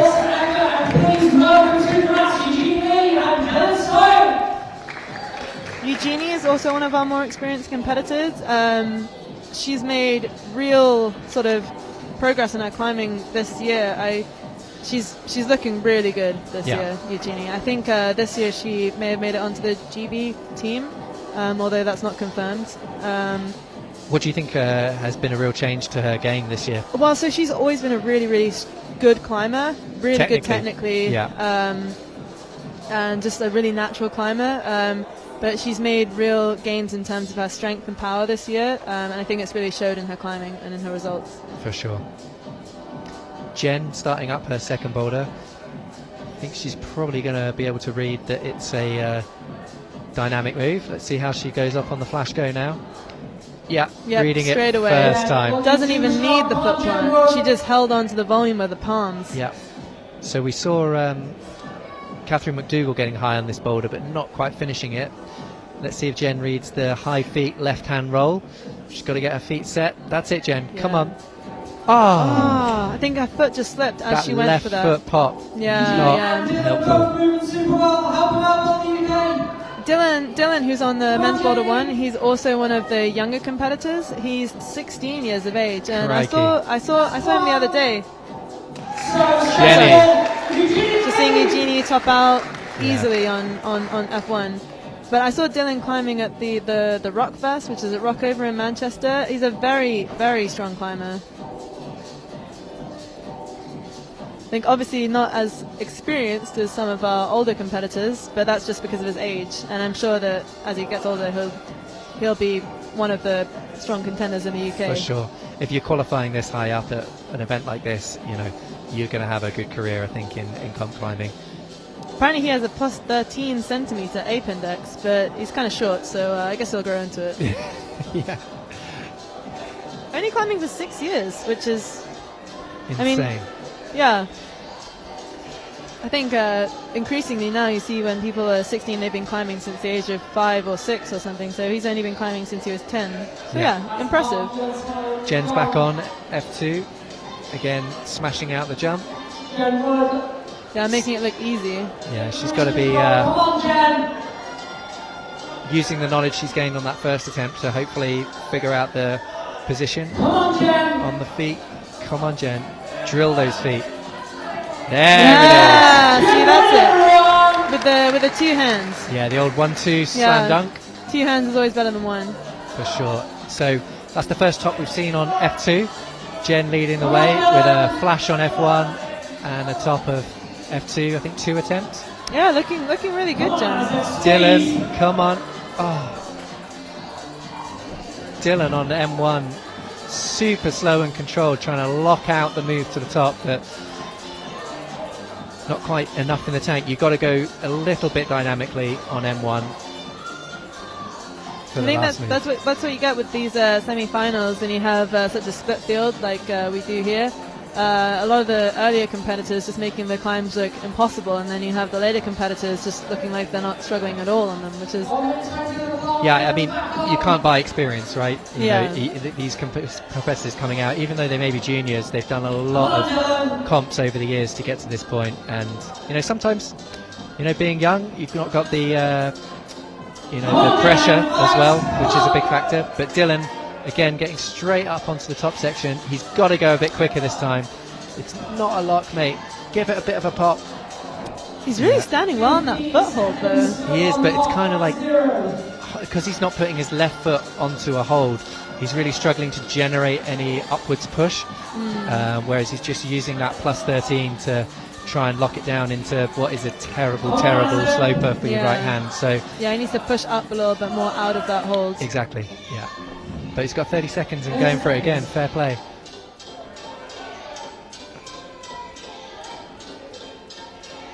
Come on, Dylan, 20 seconds. Rich Winters also still going for it on his final boulder, but calling it a day there. Come on, Dylan, 10 seconds.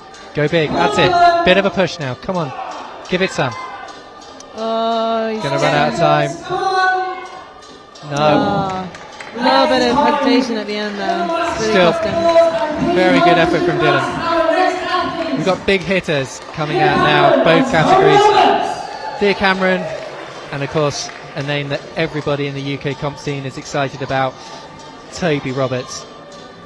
Yeah, Thea Cameron was in the final here last year. Local hero. Very strong climber. What do you think makes Thea a good competitor? You know, what's her strengths? What's her weaknesses? Thea doesn't really have that many weaknesses. She's a very strong climber, very good technical climber, good at reading routes, good at sort of staying calm, staying focused. I would say the only slight weakness that she has is dynamic movement. She struggles a little bit with dynamic movement, but there's not too. I mean like crazy dynos. So yeah. Here, this one is gonna suit her. I think. Yeah. Well, she's making short work so far, smashing that zone. The same with Toby Roberts. So calm and collected. Looks like he's got time for days. I guess that. Easy for Thea. Good work, Thea. And Toby, no wonder he climbs 9B. Oh, Emma trying to go for the heel hook on the top of F2. I think with it blocked like that, I'm not sure if that's going to work. Don't quote me on it, because some of these climbers can make some pretty weird stuff work, but I think you're going to have to go with the 1-2. Toby Roberts absolutely smashing that first boulder. Using the down Exactly. finger grip, Yeah. the reverse finger grip. Just like shuffling all the way with the hands on that slopey, on the volume crimp. Really gets his weight over onto that right foot, and then using that, as you say, sort of backwards crimp to push himself up the wall, allowing him to take a bit of weight off that right hand top hold. Yeah, I think also Toby is so over strong for these moves. He's one of the strongest climbers I've seen, really, in terms of like physical strength. He's an absolute monster. Yeah, he's a machine. Yeah. I'm always excited when you see people like Toby, Max. It's so great to see where they're really developing as athletes and pushing the UK scene forward. Yeah, I was watching the team trials last week, and I mean the boulders were so hard, and you had the best climbers in the UK there, and just trying these climbs, and no one was getting anywhere, and then Toby and Max came out, and they basically just did them all. Yeah, they're really, really pushing the standard forward. Yeah, it's impressive. Obviously, we're missing quite a few athletes at this competition this week. We've got a lead selection event for the GB team next weekend, so there's quite a few in both categories, male and female, keeping their gunpowder dry for that. Disappointing not to see people like Hamish MacArthur, Max, Jim Pope, but still we've got a very strong field in both categories today. So it's going to be an exciting final later. Toby obviously believes he has gas in the tank and doesn't need to rest. Yeah. Nathan Whaley, the first male competitor to get up onto the zone on M3. Yeah, impressive, using some of that board strength. For sure. Yeah, he's a very, very powerful climber, good on the crimps. Yeah. Just not quite reading the swingerling with the right foot. But the zone, that's good. It could be important for him. Given that we haven't seen that many tops, if he can secure all of these zones in relatively rapid number of attempts. First guy to get a zone on 3, so for sure will help. First guy to basically get anywhere on 3. Agreed. So 3 zones for the whaley. It's going to be useful. For the whale. 3 zones on the flash as well. Oh, really? No, sorry, that green M3 wasn't a flash. Oh, Jamie looking good. Jamie with the float. Here we go. Nice. I think we're going to see a top if he can turn that left hand to palm. Oh, no. He just wasn't quite weighting that right foot. I mean, Yeah. I'm not surprised. It's horrible. It's terrible. Yeah. Dual text pedal. We've got 30 seconds left for maybe we're going to see a top for Emma on this second boulder. She's got to stand up strong on these feet. 20 seconds, clock running down. Come on. Looks like she's You got trying to to be make up her committed. mind. Be committed. Drive through the feet. Ali. Oh, she went with the Just one rushed hand. it. Got to go with the 2. Yeah.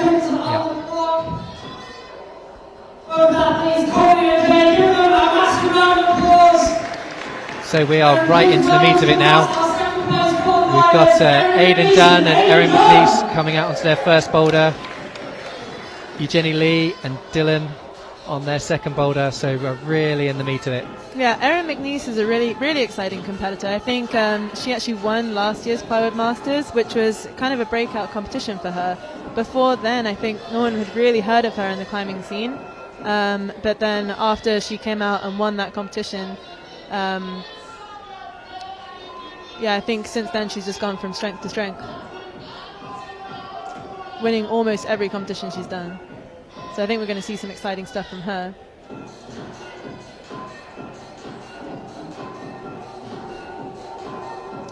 Aidan Dunn is a pretty good slab climber, so he's just getting off the ground on M1.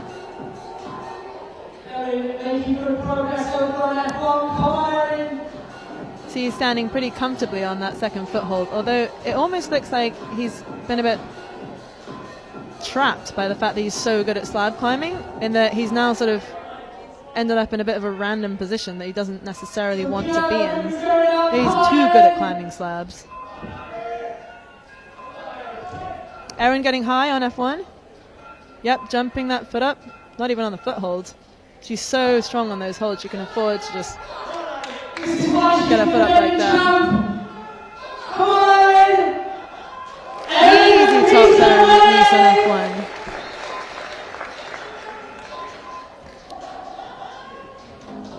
Okay, we've got Jen on F3 going a little bit rogue, it looks like, but making it work.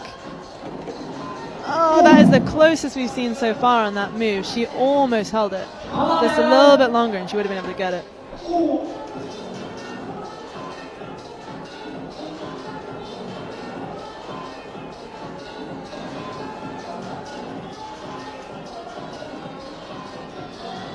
Jenny getting off the ground on F2.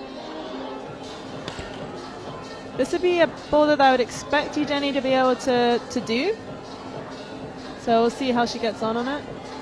Just looking like she's getting a little bit confused with the feet.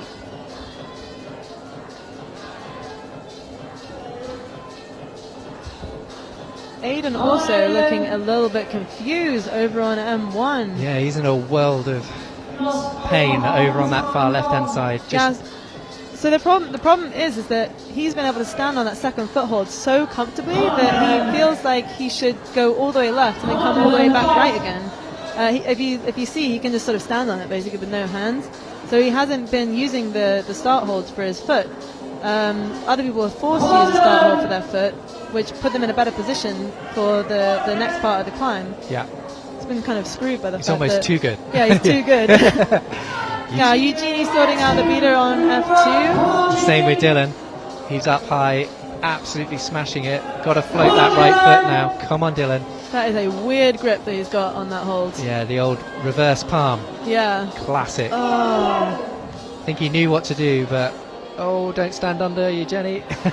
Eugenie with the high foot. That was super smart. That was impressive. Yeah, see, that's Eugenie's technical excellence. Yeah, you know, those 2 feet that all the other competitors have gone off, the left foot is the worst one of the 2, so it makes sense to be, using the good foot on the right. But it also, I know that foothold, the right foothold, and that is a bad foothold. For me, I think I would want to go with the dynamic way, because it means that you don't have to stand that much on that foothold. sure. To trust your feet that much that you can stand on that horrible little foothold.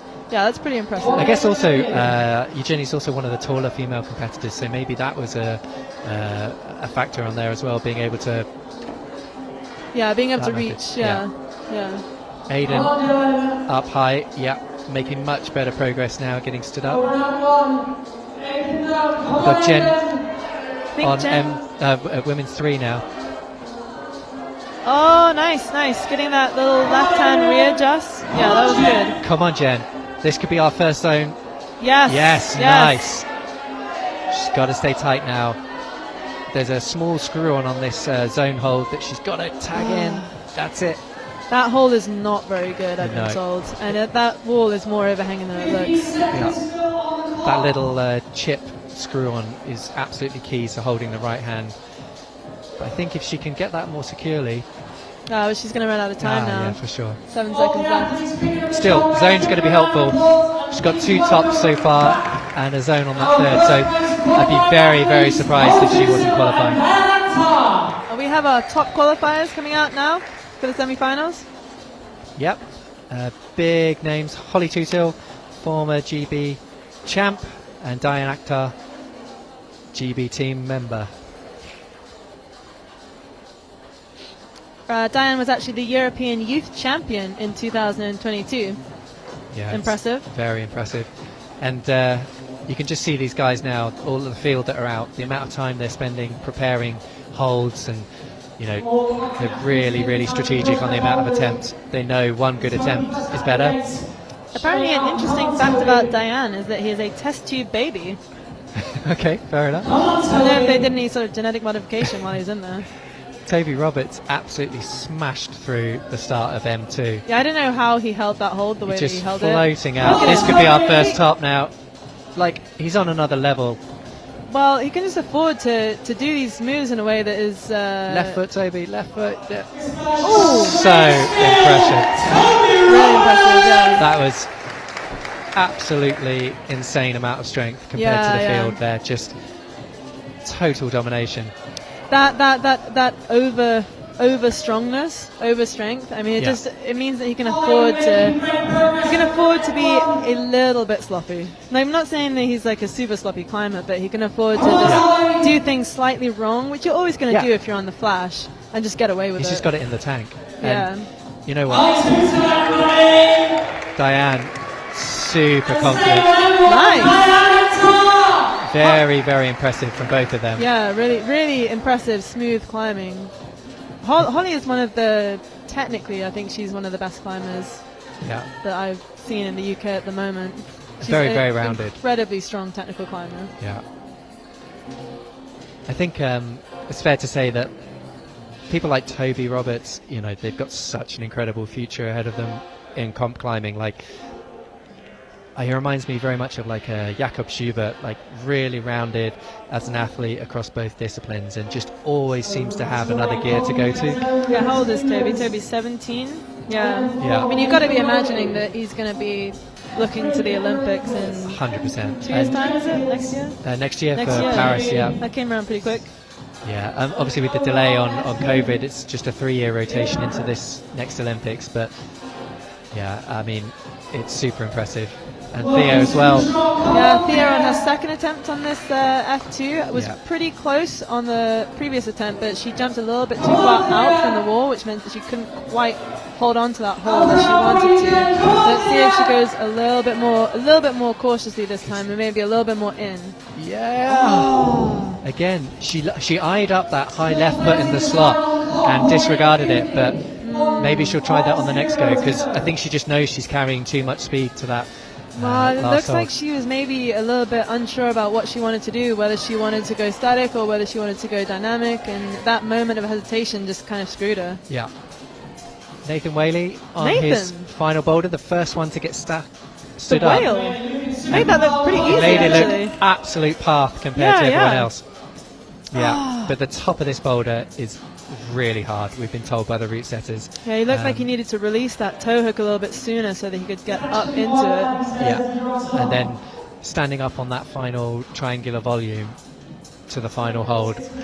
Both the dual text right-hand unit holds are very, very slopey and not in a helpful orientation. That is a bad foot as well. Yeah. But yeah, like Nathan making all 4 zones, he could be in with a chance of making the finals, I I think. think almost certainly we'll make a final, I Yeah. reckon. Unless one of these other competitors can get a top, then they can take it away from him. Yeah, but with the whole field being out now, the people coming after him have already got tops. So I think, yeah, he's probably going to be okay now. But yeah, he's up again. He's really good at squirming through these kind of things. God, He's still looking a little bit uncertain over on the top of left too. man. But she's up again. Two hands. Yeah, you Yeah, know. just with that one hand, you can't hold that with the one hand it's if too you haven't much. got the foot in. That's it. Too much momentum. All the athletes, record score, But it's great to see the competition developing. We started off slow, not much progress through the field, but now we are seeing tops coming thick and fast. We've got Eugenie Lee prepping her third boulder, the yellow lapis macros through the steep section. Same with Dylan, he's prepping his. Aidan Dunn on the red contact M2. Eric McNeese prepping her second boulder. So nobody on the M1 and F1 having already had tops. Yeah, this F3 should be a bit of a test for Eugenie, see if all that strength and power training's been paying off for her. That's it. I'm interested to see Jen on F4. Aidan Dunn also making very, very short work so far of this second problem. He knows it is possible, having heard Toby Roberts top it, so probably give him a little bit more stress, but confidence it can go. Definitely taking his time here. Erin going for that jump, not quite going enough. Well, She could have got a bit more power through the legs. Aidan floating the foot. Oh, Got to press it out now. Come on, Aidan. Take your time. He did not want to put pressure on that foot. No, he had so much. He had the absolutely right position with his hands, which made it really hard to relax into the foot. He looked like his foot was a little bit twisted on that foothold in a bit of a bad way. He wasn't able to put pressure through it correctly.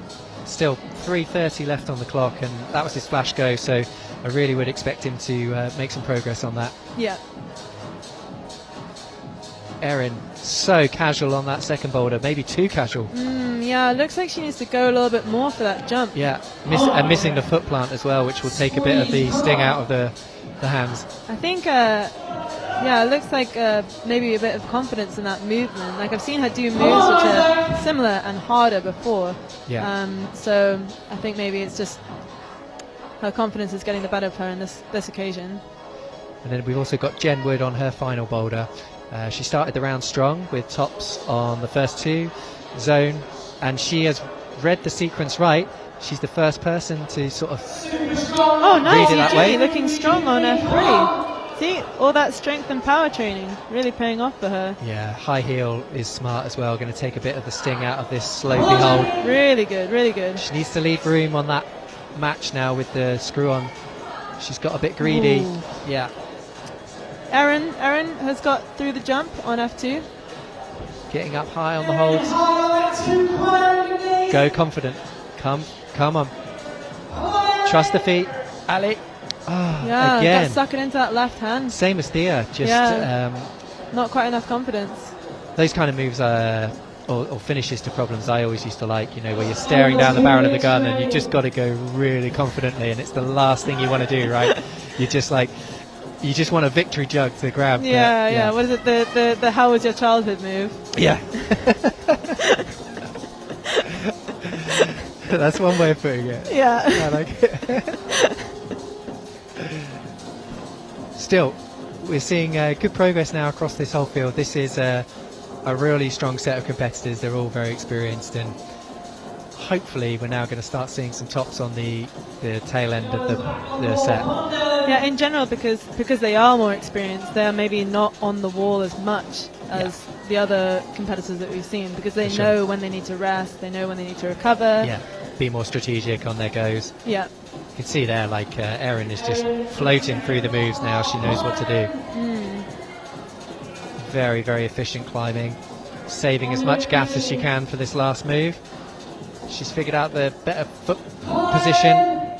She's just got to be really confident now. But her bum just sticking out way too far. Not going to give her the ability to stand up on the feet. Yeah, I think she just looked like she lost a bit of confidence there. Yeah. Which really has... Eugenie and Aiden up high.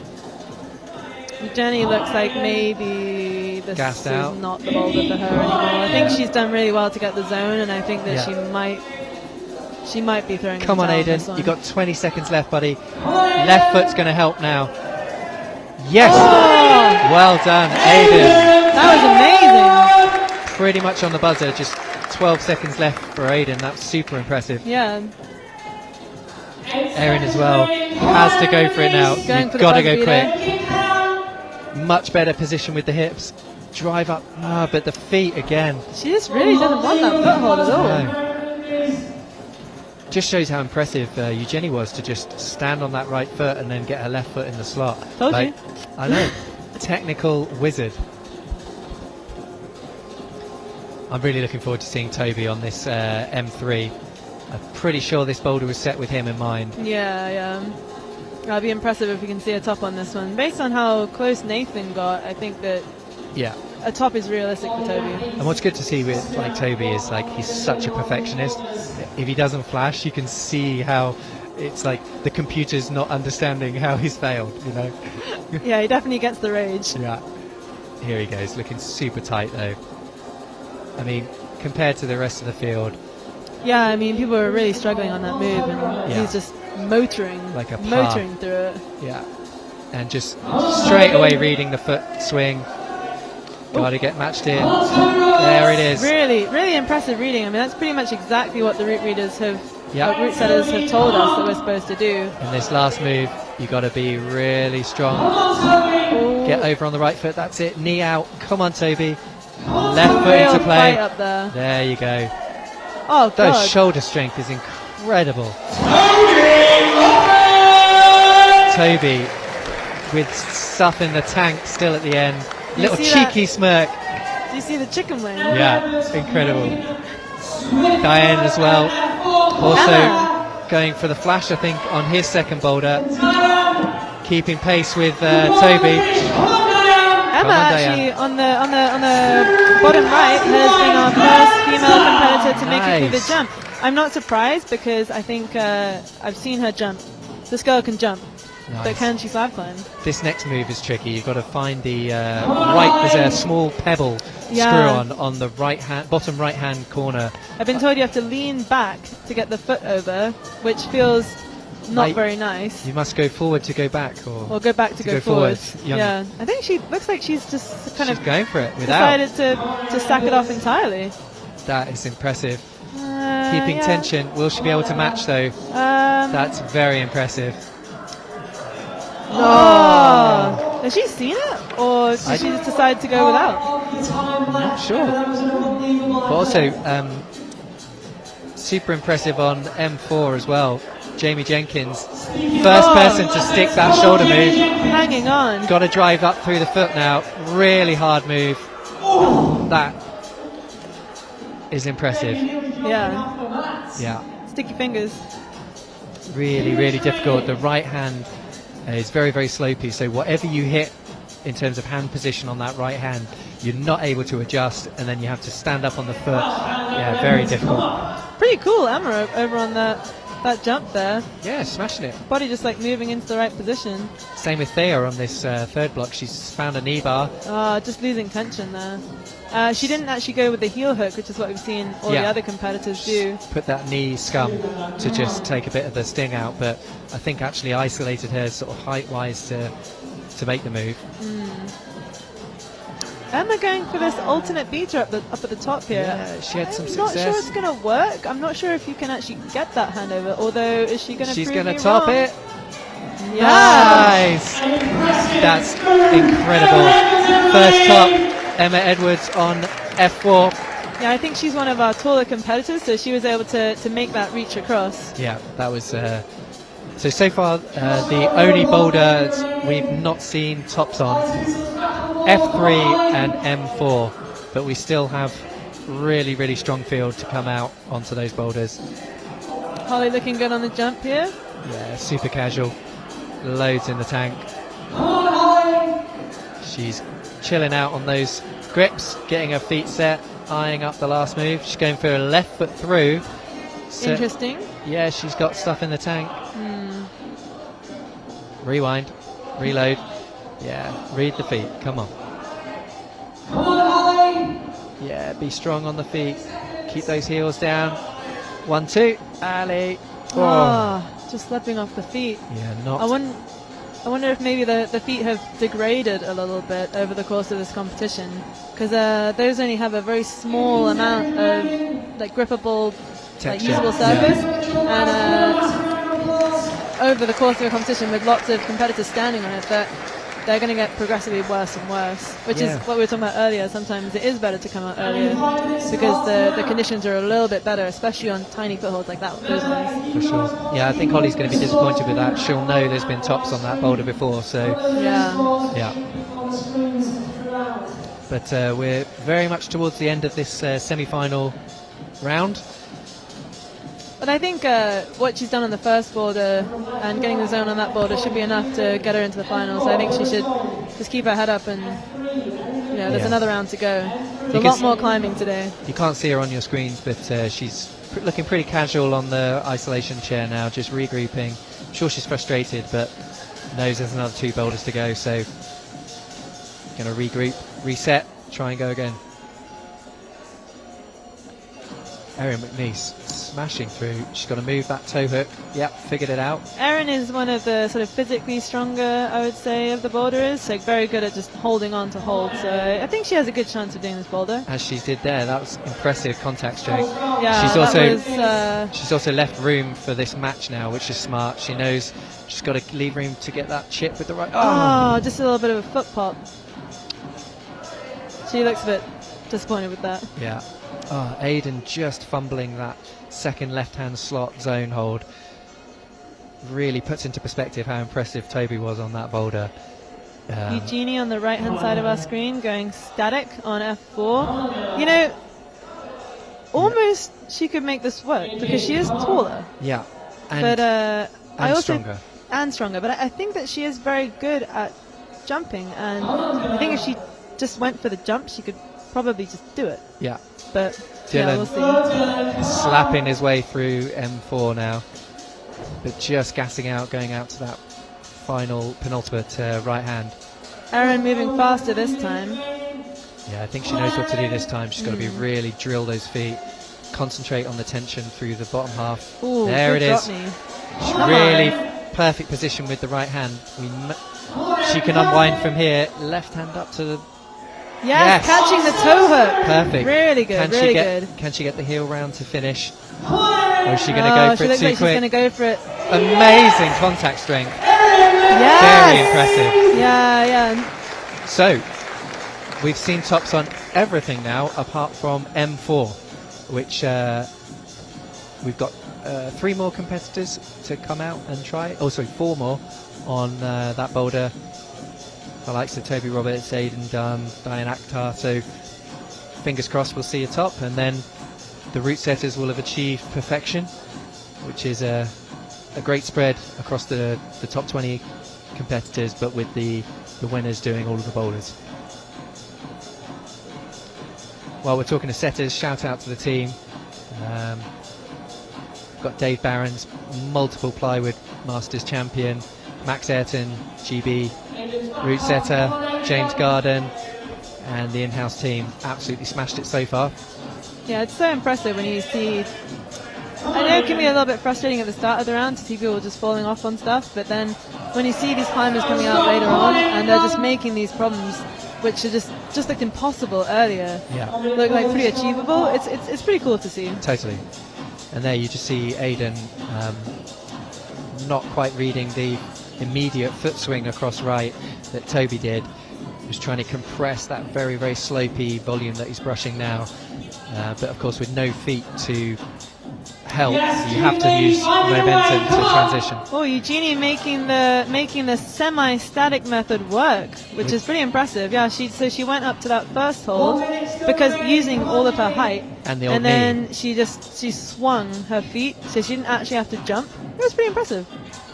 And then getting the knee, left knee. On Yeah, the hold, yeah. Here we go for the teetery finish on this boulder. She's also could do it the same way that Emma did it. She could probably reach over. Yeah. She is generally pretty good on her feet, so I think that Eugenie would have a good chance of doing the top of this boulder as long as she can keep it together. Yeah, super slick Although through this section. She looks like she's kind of got herself in a bit of a She's not the reading position the that she pebble. wants to be in. Aiden's back up, See if she can make it work. running out of time, 20 seconds. Don't think Aiden's going to top. Eugenie also running out of time. Yeah, we're told that you need to lean back to lean forwards. So Eugenie just trying to go straight forwards. Unfortunately, that buzzer is going to chime Oh, here she's got it. Here she's got just it. too late. Oh, Whoa. bad fall. Unlucky. But still, I think she's done enough to be in the finals tonight, so she should be happy with that. For sure. Meanwhile, we've got the next rotation. Holly and Diane onto their third boulders. They're the top qualifiers from yesterday, so they'll be the last ones to climb these today. And Got then Toby out on M4. and Thea Cameron. Are we going to see a top? My prediction, yes. Yes. Flash? I'm going to say no flash, No flash. but that's just because I want to keep it spicy between us. I'm going to go with flash. You're going to go flash? Okay, cool. Yeah. Yeah. I hope I'm proved wrong. I didn't want him to fail, but like it's more interesting. Yeah, I mean, this kind of move is, this kind of problem is hard to get right first time, so. Yeah. But let's see what he's got. Holly and Diane spending a lot of time prepping these holds. They know what to do. I Good. think also they know that these problems are very powerful boulders, so realistically they don't have that many attempts on them. Yeah. So saving energy is going to be pretty important. Here goes Toby. Thea just not quite reading her sequence right. Toby's going to flash it. I'm pretty sure you've got it right. Here we Who go. knows? Who knows? Those are not Spending great a lot of time holds. on that hold. Oosh! Oosh. There he goes. Come on. Oh, a little Left bit of a foot. pop. It's a hard finish, and he's not got the right hand right. Oh, I was But wrong. Punching to the top. He's smirking on the mat. Well, that's interesting. Holly had some really interesting beater on F3, not going with a toe hook at all for that move, just getting the high left foot and jumping out, which actually made it look a lot better with the momentum. You didn't have as much swing Yeah. to kill. Diane made short work of his boulder as well, just falling off the final hold. Holly making really good use of heel hooks and toe hooks so that she doesn't have to overpower it quite in the same way. And absolutely boning that hold now, Yeah. locking it down. Ooh. Oh. It's interesting she didn't choose to use the chip for the thumb, which might allow her to release a bit more onto that right hand and sit back to catch the left hand. I think it looked like she was running out of time on that boulder and she just had to do something. Energy-wise. Yeah. Still plenty of time though, physically. Yeah, plenty of time on the 2:30. clock, but she was up there a long time, especially because it was her first attempt. She was working out a lot of that beater. Yeah. And I think she'd just been on it for too long, and she either had to move upwards or just fall off. So sometimes you have to just try, and sometimes it works. Yeah. Meanwhile, Toby pulls back onto his final boulder of this round. Currently leading the field with 3 flashes and flash to this zone here. Last time he'll have learned a lot from that first go, knowing he needs to get the right hand really good. There it is. Oh, I don't know. He didn't look like he got it that good then. And now he just got to really drill that left foot. There it is. Absolute monster. The finish hold as well is not great. It's a slopey left hand finish and just basically jumped to it one hand, caught it. Yeah, Dead that is not a good hold. No. Yeah, he was just able to kill that swing. Yeah. It's pretty impressive. Fair to say he's probably been hanging on lumps of wood at home for prolonged periods of time, I would imagine. Just a absolute monster on the one armors. Maybe they did something with his jeans too. accusations flying around from Michaela Tracy. No, Diane had such a good first go.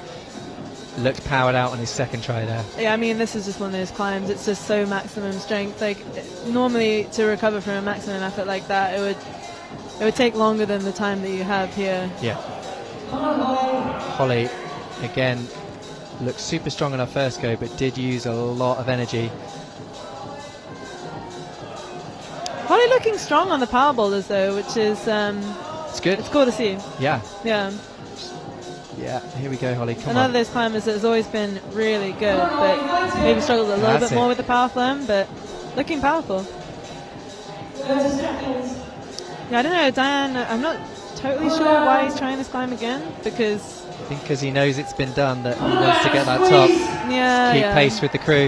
Okay, yeah, Come on, fair 18 enough. seconds left. Still got time. Just needs to not rush this section. Left hand on top is the knowledge to allow you to push off on the shoulder. There it is.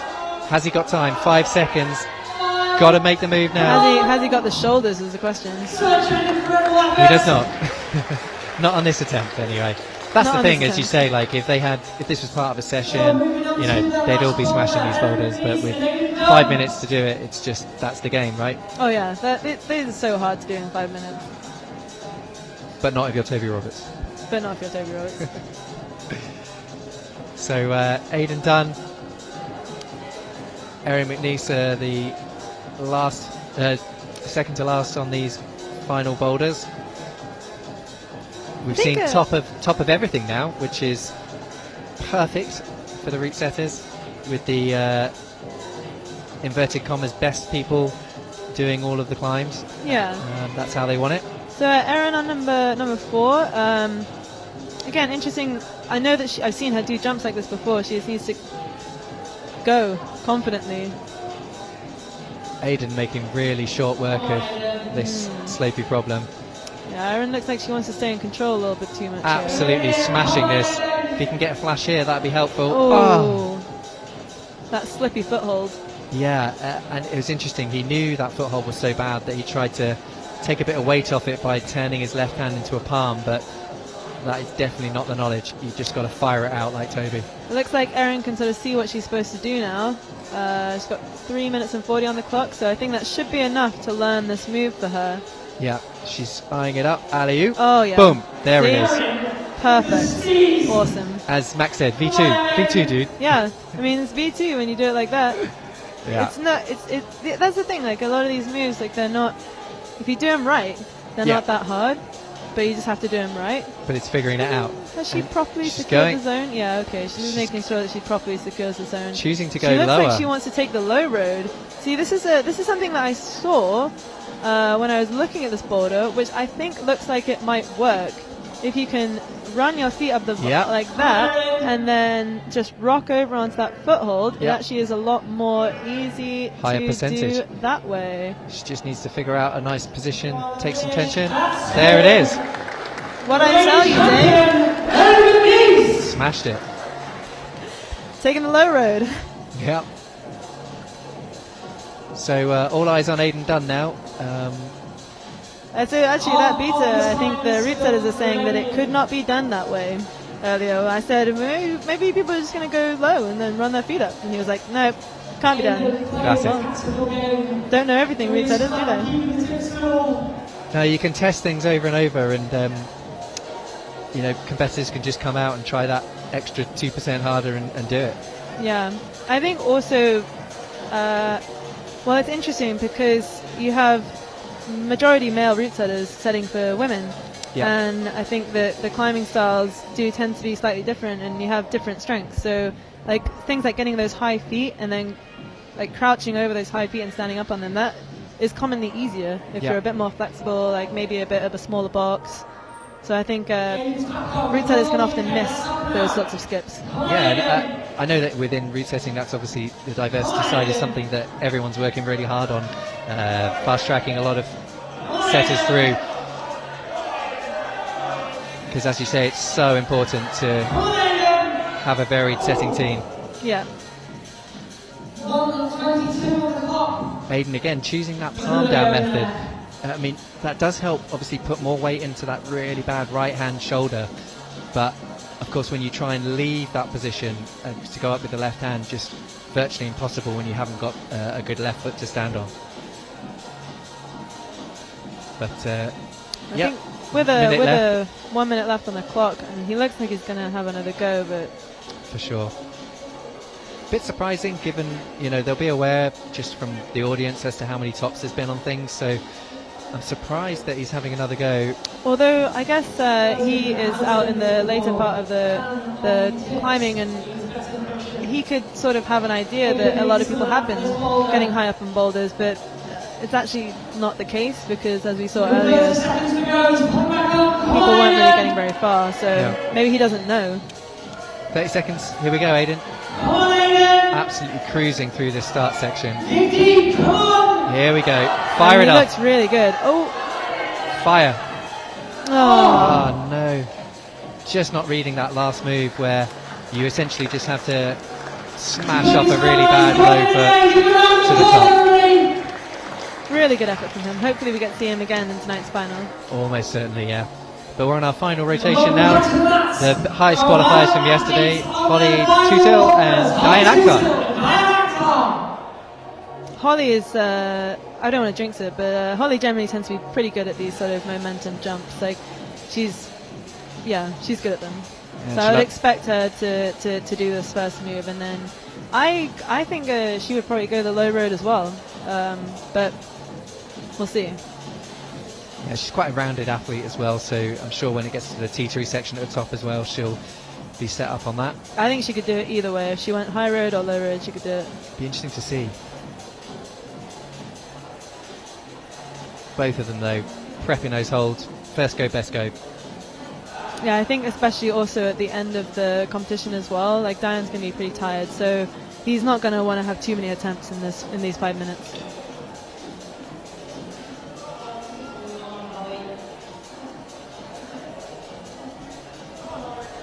Yeah, Holly read that perfectly the first time, but just not executing. She's the first competitor we've seen just go straight for the jump. No hesitation. Interesting, obviously, because she's the last one. Is she more aware as to what's happened before her?